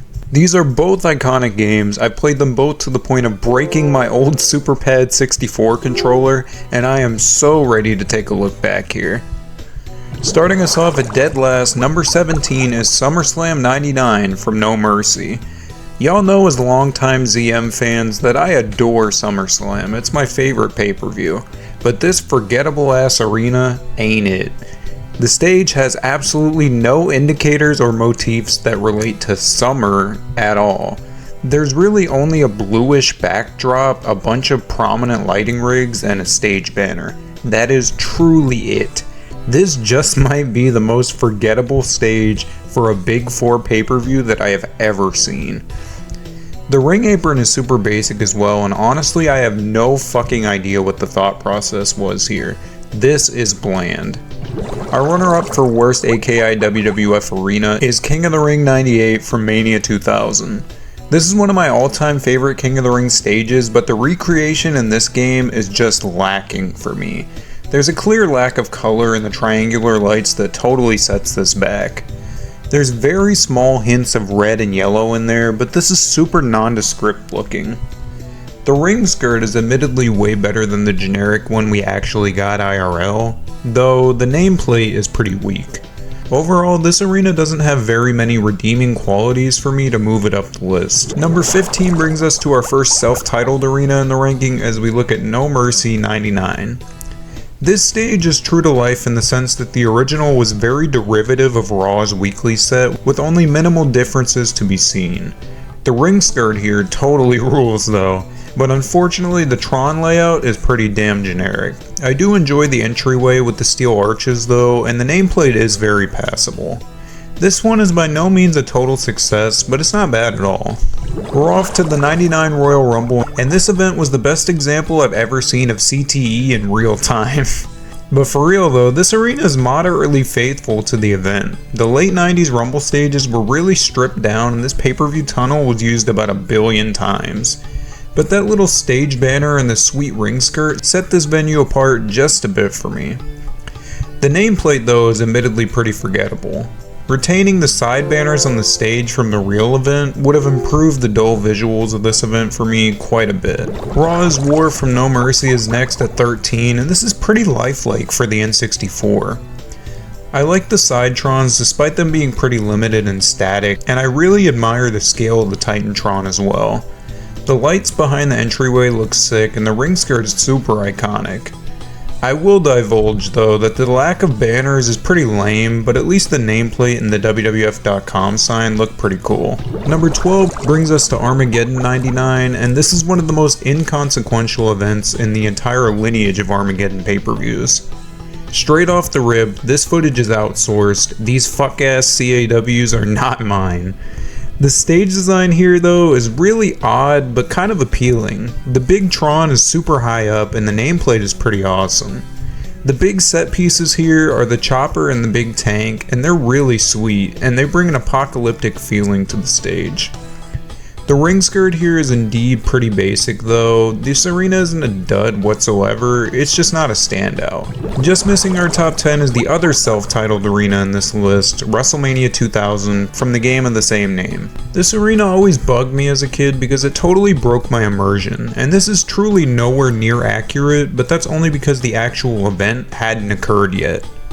The dev team just kind of slapped whatever little promotional material they had onto a WrestleMania 15 setup and called it a day.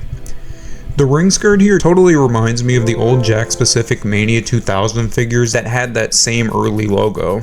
The stage is at least very eye-catching for being so wildly different from the Mania 2000 that we actually got. Our top 10 is upon us, and Raw 99 from Mania 2000 kicks us off at number 10. This is such a great time capsule of an arena. The crow's nest scaffolding with the attitude banners looks godly, and that entryway banner to match is a great detail.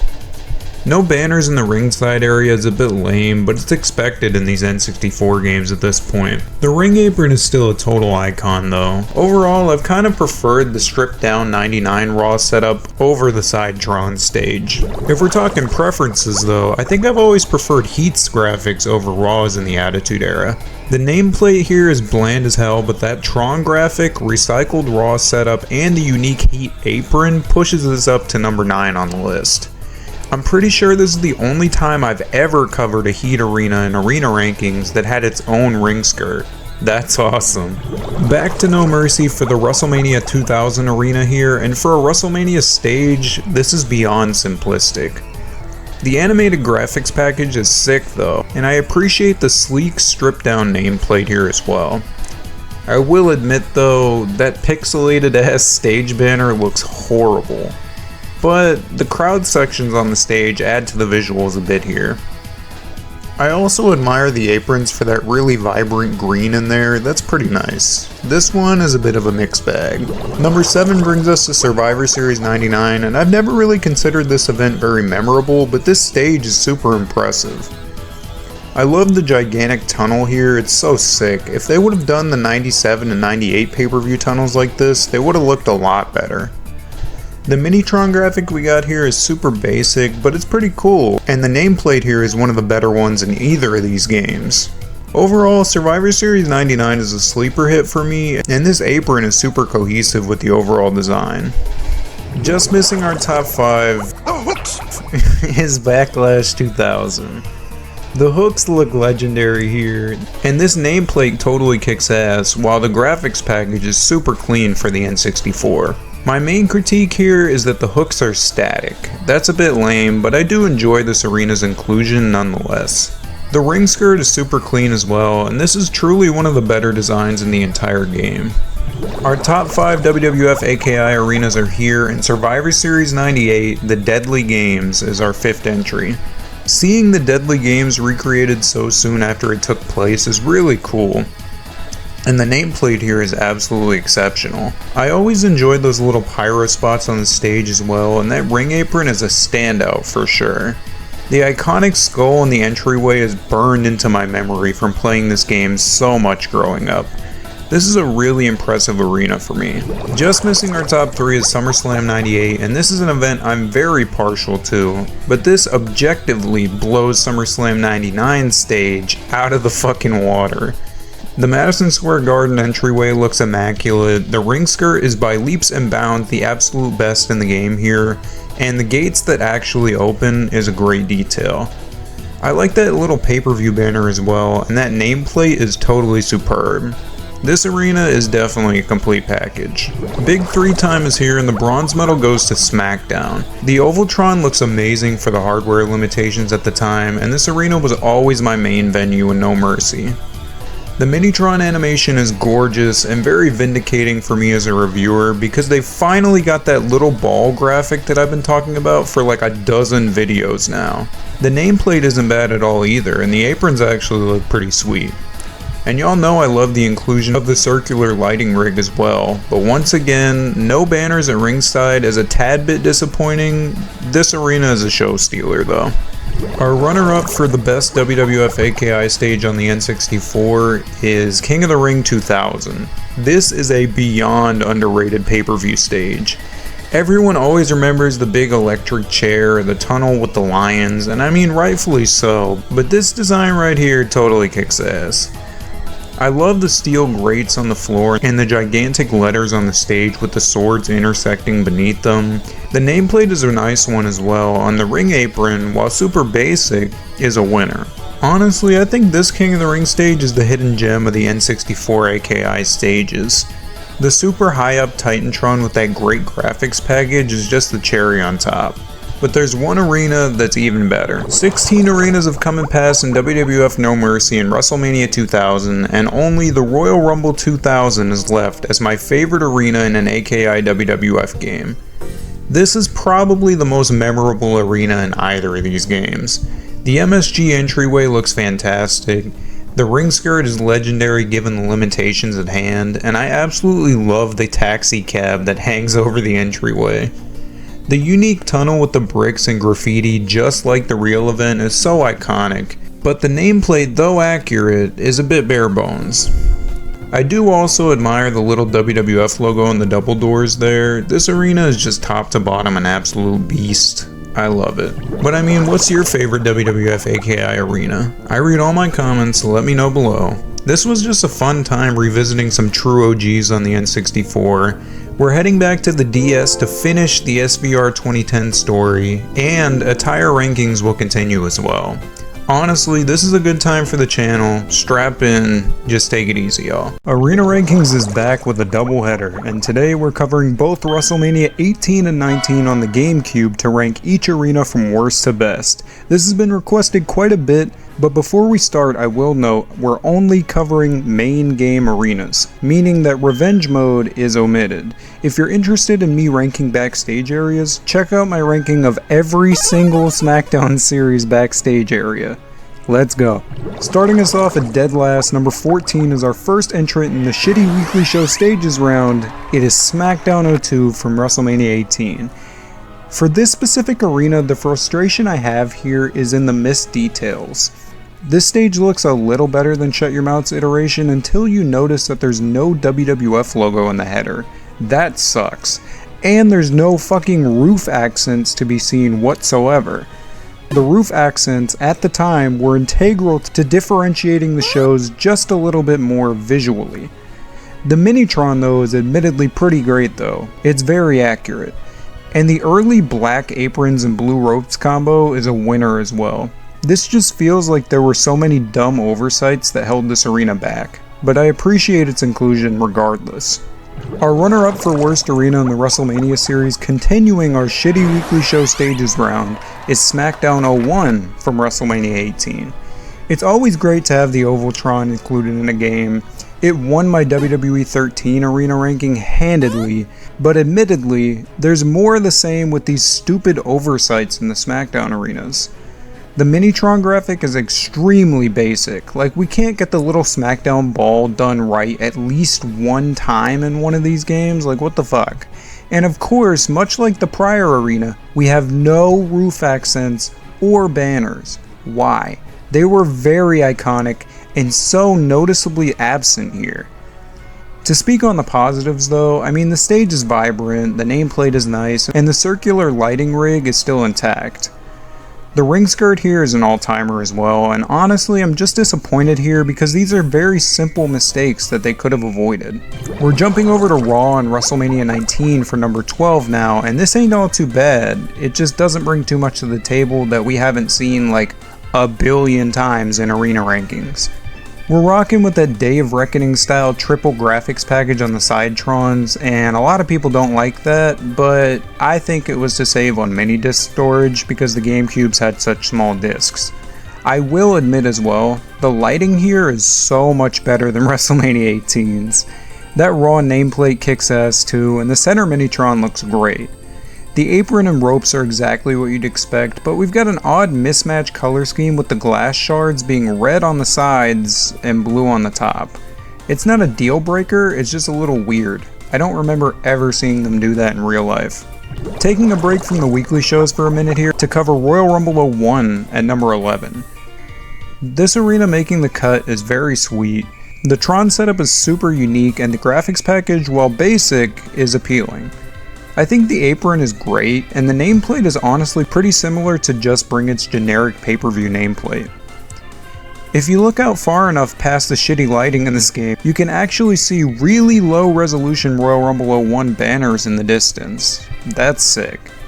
Our top 10 WrestleMania series arenas are upon us, and we're kicking it off with Raw 01 from WrestleMania 18. This arena is typically underwhelming in the games I've covered, but the specific iteration we have here is wonderful. They nailed that time capsule of post 9/11 but still Invasion era Raw. The Minitron in the entryway is great. I love the little arches on the stage. The WWF banners in the distance are sick, and the Sidetrons here are some of the best recreations of this specific era that I've ever seen. We've also got the Raw apron as opposed to Raw is War, which is timely. Overall, this arena is pretty nice to me. Number 9 brings us to Royal Rumble 02 for Mania 18, and straight off the rip, Crush Hour Booker T theme returning in this game is fucked. I've never heard that song in any other game. The lighting is also still extremely dark, but what I can actually see of this arena is great. The steel entryway is awesome, the graphics package is great, and the Tron layout is very distinct. The nameplate here is also a winner for me, and the ring skirt might be an all-timer, I don't know, man. They even remembered my beloved pay-per-view banners. That's sick as hell. Like, where was this level of detail for all the SmackDown arenas in this game? Number 8 is a bit of a shocker, but I've got Summerslam 01 penciled in. Y'all know this is my favorite SummerSlam aesthetic, and it is faithfully represented here, and the Big S Minitron is legendary. I bought a pay-per-view banner of this era because I loved it so much. I will say though, it's very odd that WrestleMania 18 had RVD keep his licensed theme while so many other wrestlers got knockoffs.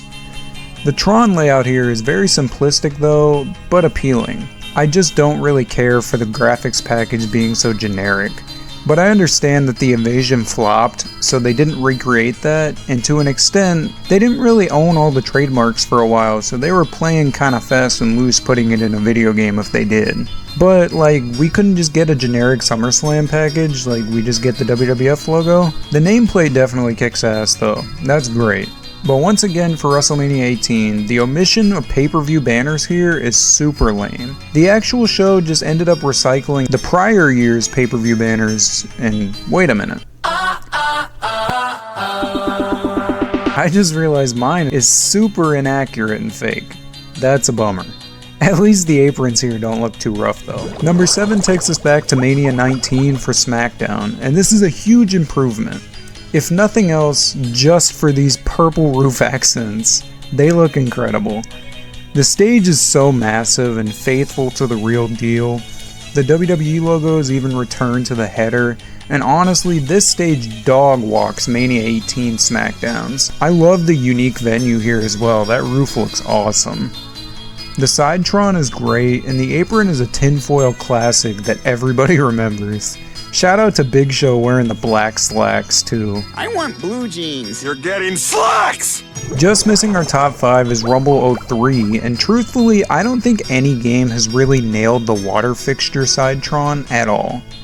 But the nameplate here is pretty awesome, and the Minitron is accurately just the corresponding brand's package displayed, and while that's very accurate, it's a little lame. The ring apron is by leaps and bounds the GOAT Royal Rumble ring skirt though. It's a work of art, it looks awesome.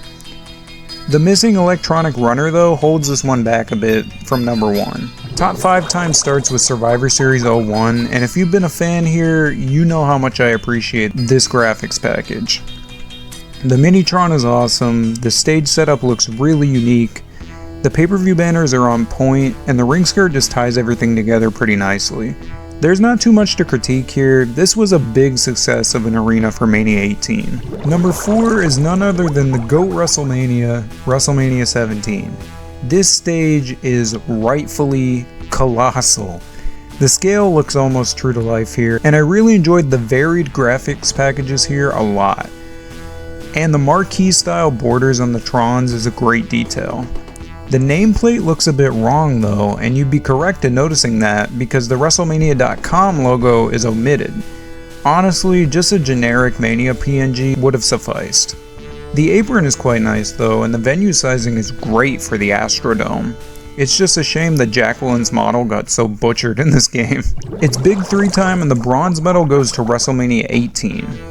And if you thought Mania 17 was massive, look at this fucking behemoth.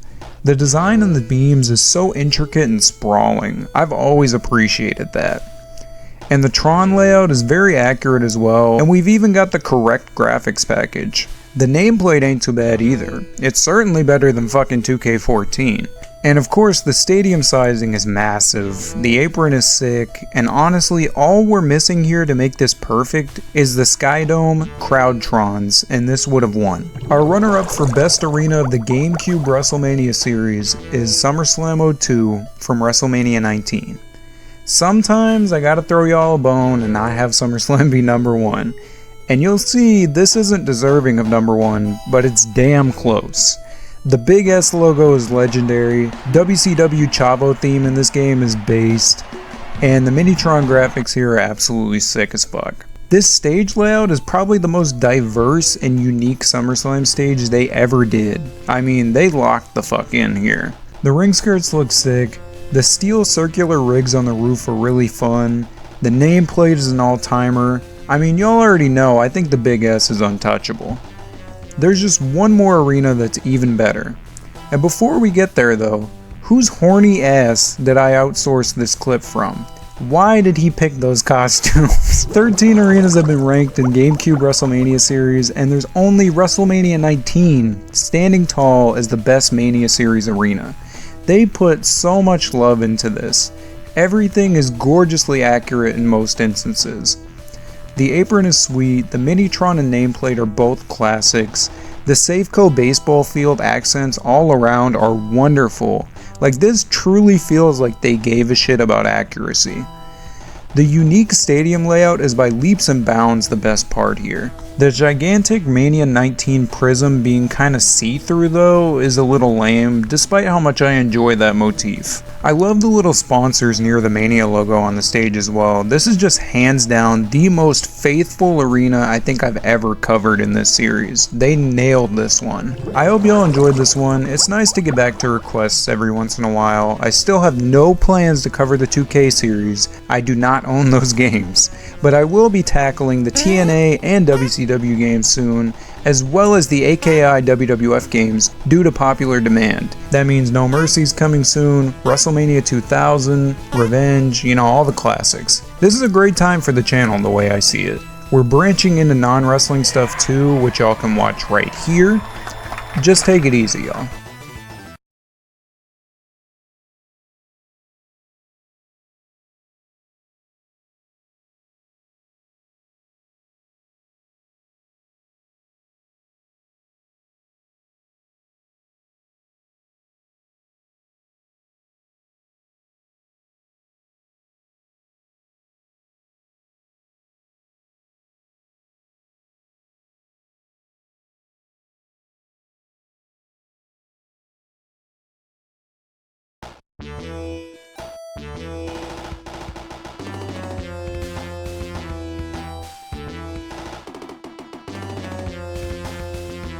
You asked for it, and we'll do it live! Fuck it! Do it live! We're looking at 20 different arenas today in the absolutely goated SBR07. I adore this game, and I've literally spent dozens of hours looking at all of these arenas, so let's go. Coming at number 20, dead last, Sunday Night Heat. This is the second time that Heat has actually ranked so low in my arena rankings, and I mean, you know, what can I say? Heat has been an afterthought ever since SmackDown became the B show. This arena is literally just a stripped down Monday Night Raw with a different Minitron and generic ring skirts. Unforgiven is drawing 19 here, and this color scheme just never really did it for me. Everything is really unappealing here aside from the sheer scale of the production and the amount of screens on that stage. The nameplate is really odd. It's positioned at like this 90-degree angle and it's just not great.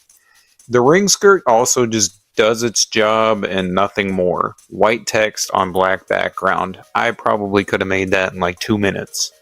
Number 18 might be a little controversial. This is Vengeance. The V logo in the circle with the 2 screens is iconic. This is the Vengeance stage that everyone remembers.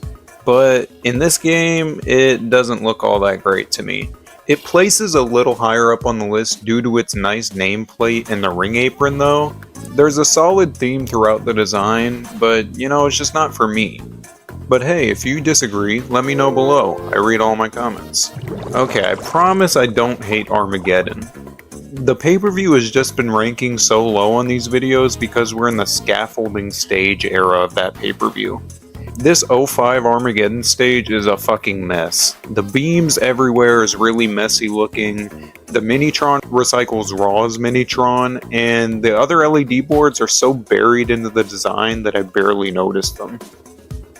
With all that being said though, the ring apron here is awesome, and it saves it from a lower ranking on the list. Number 16 is Backlash, and this is not the god tier stage we all remember for Backlash with the big ass hooks. We got this weird bluish gray tribal tattoo looking design for the stage setup, and it's not exactly memorable. The nameplate is also kind of clashing with the overall color scheme here, but the saving grace is the sweet ass ring skirt. This Survivor Series setup at number 15 is very forgettable for me. I watched this show many times over in real life for the Flair and Triple H match and the main event, and this stage just never grabbed my attention. The SBR07 version is not doing much for me either. The big rhombus Titantron with the purple and yellow lights mixed with the ugly nameplate clashes pretty badly with the nice aprons. I just don't know what the thought process was here. Numbers 14 through 12 will be the Rapid Fire Weekly Show Stages round. I don't want to spend too much time on these here considering they're the most commonly used venues in the game. At number 14 we've got Raw, and this is one of my favorite Raw stages ever, but truthfully I have seen it too damn much to put it any higher on the list. It does its job and that's it. SmackDown is next at number 13, and I mean, who doesn't love the big fist? It's legendary. I just prefer number 12, Velocity's color scheme and Titantron's way more. The green Velocity Minitron is awesome. And yes, true to life, there is no unique ring skirt for this show. But I mean, I don't know, the green everywhere kinda saves this arena for me. It's something different to look at for once. Number 11 is Judgment Day, just missing out on the top 10. And I mean, the stage is awesome though. There's a reason that it beats out so many classics that were mentioned prior that we've just covered. Just something about the big ass Judgment Day logo on the asteroid mixed in with the Titantron layout and the sick ass apron does a lot for me nostalgically. This stage kind of brings me back to when pay-per-views felt more important. We've hit our top 10 SBR stages and we're kicking it off with No Way Out. If you've watched the channel for a minute, you would know I love the prior game, SBR06's No Way Out stage a lot, but this one is a bit of a downgrade. The big padlock is a very striking design, but it's not as memorable as the 06 stage to be honest. The header design with the individual letters also looks horrendous from an angle. But I mean, it's salvaged with the sick nameplate and the goated ring apron. Truthfully, this is only so low on the list because the bar is set incredibly high for this game. No Mercy is up next at number 9, and this stage is just a better looking version of Vengeance to me in terms of the color scheme, and the overall theming with the red accents. Where this arena falls in a little short though is the consistency, because the ring apron is completely blue and gray, while the stage and graphics are all red. The nameplate also looks kinda ugly without the old No Mercy logo that they used for the prior pay-per-views. I understand this is a recreation of a real event, I just think the real event's design was not very cohesive. Okay, number 8, New Year's Revolution. And this is where the list starts getting harder in terms of quality. I'd say everything beyond this point is an 8 out of 10 and more. I mean, who doesn't love the big ass dragon here? I wish it breathed fire in the game just like it did IRL. but the Elimination Chamber shaped Titantron and the sick ass dragons on the nameplate make up for that in spades. I like the ring skirt here quite a bit too. This arena is just very solid all around. This next one might be blasphemy, but at number 7 is the Royal Rumble. I absolutely loved the Roman Coliseum look IRL. This is a pretty damn good translation into the game here though. I love the double Titantron projections here. The nameplate is nice, the ring apron is sweet, and honestly my only complaint is that the Coliseum doors don't open and close like they did in real life. We should have seen this arena in way more games than we have. We're looking at Saturday night's main event here at number 6. This is beautiful. I absolutely love the curved stage design at the top that was reminiscent of the Cobo Arena from the March 18th, 06 relaunch episode of Saturday night's main event. The branding and designs are so cohesive here. Everything blends so well. The Titantron is awesome. The light wall behind it is sick. The ring skirt is amazing, one of the best in the game. This is just a sick arena top to bottom. We got top 5 time here as we're looking at the Great American Bash. This show usually sucked ass in real life. Like, the cards were never good, it was always SmackDown. Like, SmackDown was the B show. But at least the arena looked pretty sweet. The Circletrons were iconic, and this is probably my favorite graphics package in the game in terms of visual appeal. The nameplate is great, the Minitron is great, the ring skirt is wonderful. I just really love myself some of the Great American Bash. I don't know, man. Number 4, and I'm surprised this one made it into the game, but we got Taboo Tuesday here, and it looks awesome. The keyboard floor is iconic, the control center staying intact is very nice, and the Minitron is very clean. This whole arena is very cozy feeling to me. It reminds me of this RA Series 7 Chris Jericho figure I had as a kid for some reason. I don't know. I know I'm not the first one to say it, but Taboo Tuesday needs to come back. They can even bring back these visuals, I don't give a fuck. We're looking at the big 3 here, and the bronze medal goes to ECW One Night Stand.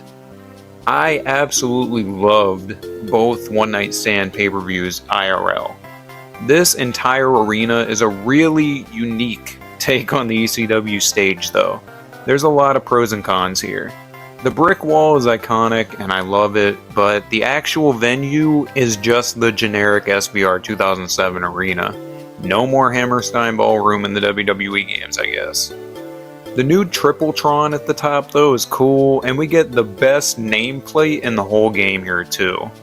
Shout out to the ring design too. This is the only arena in the whole game with the logo on the mat, and I think the whole design philosophy here was just great. The runner-up goes to none other than WrestleMania 22. No shade, this is my favorite WrestleMania ever, bar none. I have watched it more than any other WrestleMania as a kid, but man, there is just something that holds it back, which we'll get to in a bit. Check out that skyscraper stage design though, this is perfect. Every single angle of this stage has a Titantron playing. That's awesome. The portraits like jerseys in the rafters is iconic too. I'm glad that made it in, and the nameplate with the little skyscrapers is sweet. The whole arena top to bottom is just immaculate. I could choose this one any day of the week, but there's one arena that's even better. May I present motherfucking Summerslam. This is the best stage in the game. The best! The best! The best! In all seriousness though, this is perfect. The huge semicircle stage is immaculate. The graphics package is so vibrant, and it's just so satisfying to see SummerSlam the way it's supposed to look and the way that I remember it. Remember the big ass double S logo? Remember when SummerSlam was green? What happened? Why is it so unrecognizable? Fuck the star logo. Fuck the car company logo with that new font. The big green and blue S logo for SummerSlam is the best. Everything about this arena is just perfect to me, man. I don't know. But seriously, thanks for watching. Share your favorites below. I read all my comments, and take it easy.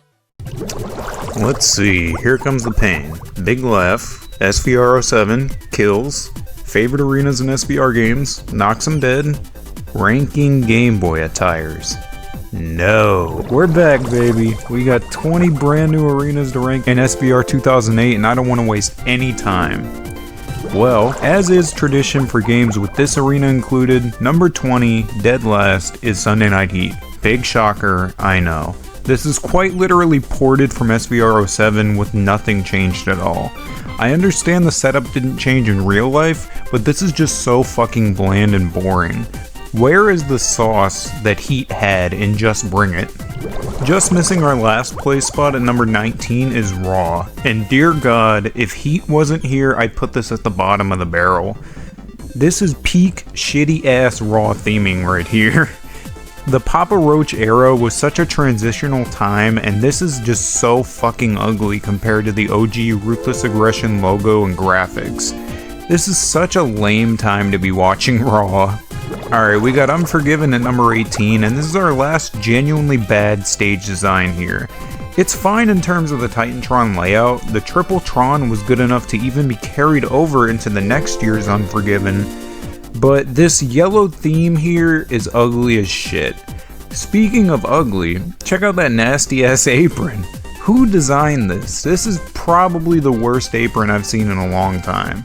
The nameplate isn't horrible, but it ain't got shit on 2009's nameplate, that's for damn sure. Moving on. We're at Vengeance now for 17, and this is just a very odd design. The stage layout is very derivative and done to death at this point, but the Titantron is actually in the header. All the little blocks spelling out Vengeance is where the video plays, and the big V logo is classic, the nameplate is pretty good, and the ring apron is kinda sweet too. I just can't put this one too high on the list because we've seen it so many times in these games. We've got Cyber Sunday up next at number 16, and this is a mixed bag. The graphics package isn't as good as 09's, the one they'd use next year, but the desktop layout for the Trons is still pretty cute. I like the lightning bolt on the LED wall behind the stage as well. And the ring apron is pretty clean too, it's just a little dull for me. The nameplate is a winner as well, and the keyboard is actually legible this time. SVR09 needs to take notes.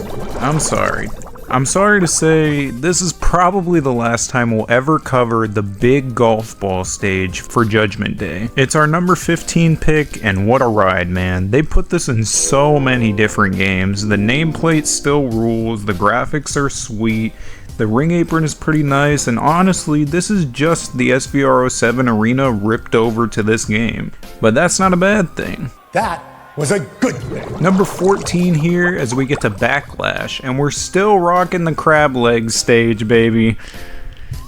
These are some Louisiana blue crabs though. I mean, this ticks all the boxes. The Titantron is pretty neat, the LED wall plays a video in the background, the ring apron is cohesive where it didn't fit in the SVR09 design, it fits here. And honestly, this works a lot for me. It just doesn't stand out all too much compared to everything else.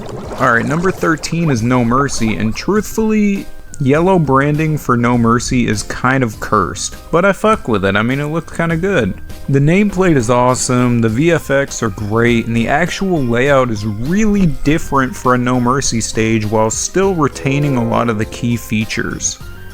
The Sidetrons are especially good, and the ring apron clashes super hard with the rest of the design, but this is a winner. This is the best No Mercy I've covered in the series for sure so far. And shout out to Sergeant Slaughter, who just refuses to spit out his dip in his mouth. Survivor Series is up next at number 12, and this one isn't excellent, but there's a lot to like. The nameplate is very Iron Man-esque, the Titantron layout is cool, and the standouts are the electronic runner and the big-ass Survivor Series logo up top. That's pretty sweet. The ring apron is also carried from the prior year, just like in real life, and I can't complain very much here. We're just missing the top 10 with No Way Out, and this is where everything going forward is pretty good. This game has a great batting average for good arenas. The prison theme is very cohesive here with the big ass bars in the stage mixed with the chains and the padlock, and I could definitely say that I prefer the smaller padlock incorporated into the design as like an accent rather than the whole stage being a padlock like SVR07. The nameplate is pretty cool here too, and the ring apron is the classic mid-2000s one you all remember. This is pretty underrated for a No Way Out arena. We're up to our top 10 SVR 2008 stages, and oh lord, the big ass SmackDown Fist stage makes its final appearance as the default current SmackDown arena here, and what a way to go out. This is awesome. It's the same stage and ring you all know and love, but man, the Jumbotron graphics package here is wonderful. I love this look for SmackDown. It's a shitty era with shitty cartoon faces in the intro, but a great arena nonetheless. Number 9 is the Great American Bash, and this is the same double Circletron in front of the big ass flags that we all love. We still got the good ring apron here, but man, something about this fucking nameplate is crazy. Why did they only use this once? This is so good. The graphics on the Minitron are pretty sweet too. And we actually got a pretty damn good Royal Rumble stage for number 8. And this is so overlooked considering it was only used one time. There's so much to like here. The lights on the stage are blue and red, which I never noticed. I like the graphics quite a bit. The LED backboard and the slanted sidetrons are quite cool as well. I mean, the nameplate is whatever, and the ring apron is exactly what you'd expect, but it's not irredeemable. Number 7 is New Year's Revolution, and this was a big shocker to me. I completely forgot this arena and how fucking sweet it was. I mean, purple is my favorite color! And the dragon is still here too, and it looks sick as hell. The nameplate is great, this is doing a lot for me, and the LED video wall is very nice, and the ring apron is a sleeper hit too. But man, truthfully, I was recording footage for this arena and stumbled across this commentary line. I think I've got a schoolboy crush on Michelle. Oh, so you moved up from schoolgirls to teachers. Dude, what the fuck were they doing in this game? Barely missing out on our top 5 is ECW One Night Stand. Everybody knows this is horrifically inaccurate from the Hammerstein Ballroom, but it's not a total wash. I think the Tripletron and the cage mesh look pretty cool with the classic ECW brick stage, and we still got the logo on the canvas as well. The nameplate is once again one of the best in the game too, and this is definitely copy and pasted from SVR07, but I don't really mind it. It's better to have good arenas in the game. Now we're going from a good ECW show to a fucking abortion. This is December to Dismember. Watching this pay-per-view will make you want to staple your balls together, but the arena in this game is fucking fire. The graphics package is so great, the Christmas theming is so well done and very cohesive, the nameplate is super unique, the chamber Minitron is iconic, the LED video wall behind the stage is great, even the ring apron is such a cool touch, it really looks like a horror movie. They just went so hard on the visuals for this dog shit pay-per-view for whatever reason. Number 4 is everybody's favorite B-level pay-per-view stage, Armageddon. This is the one you remember for sure. This is iconic. The broken down castle is so awesome, the Minitron is great, the video is cool too, the nameplate is one of the best Armageddon ones I've seen in quite a while, and the ring apron is quite good as well. This is a very, very solid design right here. No complaints for me. The bronze medal taking 3rd place is my guilty pleasure pick. I'm taking ECW's weekly show arena. This is great. The Doubletron layout with the light rigs on the tunnel is so cool to me. The ECW Razor Blade logo front and center with the nameplate is just a winner for sure. Even the ring skirt is great. This is such a bad time for ECW in terms of like the brand, but man, WWE was kind of cooking with this presentation. We've only got 2 arenas left and our runner-up is none other than WrestleMania 23. This was such an oddball mania to me as a kid. My all-time favorite was 22, so seeing this as the direct sequel didn't sit right with me for some reason. I will say though, the Ford style branding is very clean, the nameplate is awesome as hell, the ring posts are unique as well, which is really rare in these games. The ring apron is pretty nice, the LED wall is good too. The problem with this arena for me is the scale. This is nowhere near anything looking like Ford Field. Yuke's had such a hard time making bigger venues for WrestleMania arenas. I just feel like this would look so much better if they increased the scale just a little bit. Okay, 19 arenas down and 1 to go. And y'all must have forgot what the fuck this was. The GOAT is back. Summerslam, baby. The big green semicircle stage is more beautiful than ever. The nameplate looks so clean here, the graphics look so nice, the ring apron is wonderful, and man, I just cannot get enough of this SummerSlam stage. It's always been my favorite. This is absolutely perfect. I would give anything to get this stage back in the current product. This is the best stage of all time. This is the forever GOAT. Nothing will ever come close to this SummerSlam stage. And I feel like this is the end of an era though, because this is the last time this stage was ever used in SBR games. What a run, what a legend.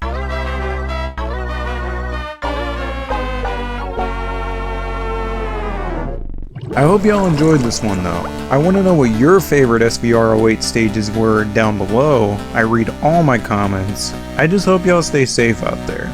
Take it easy.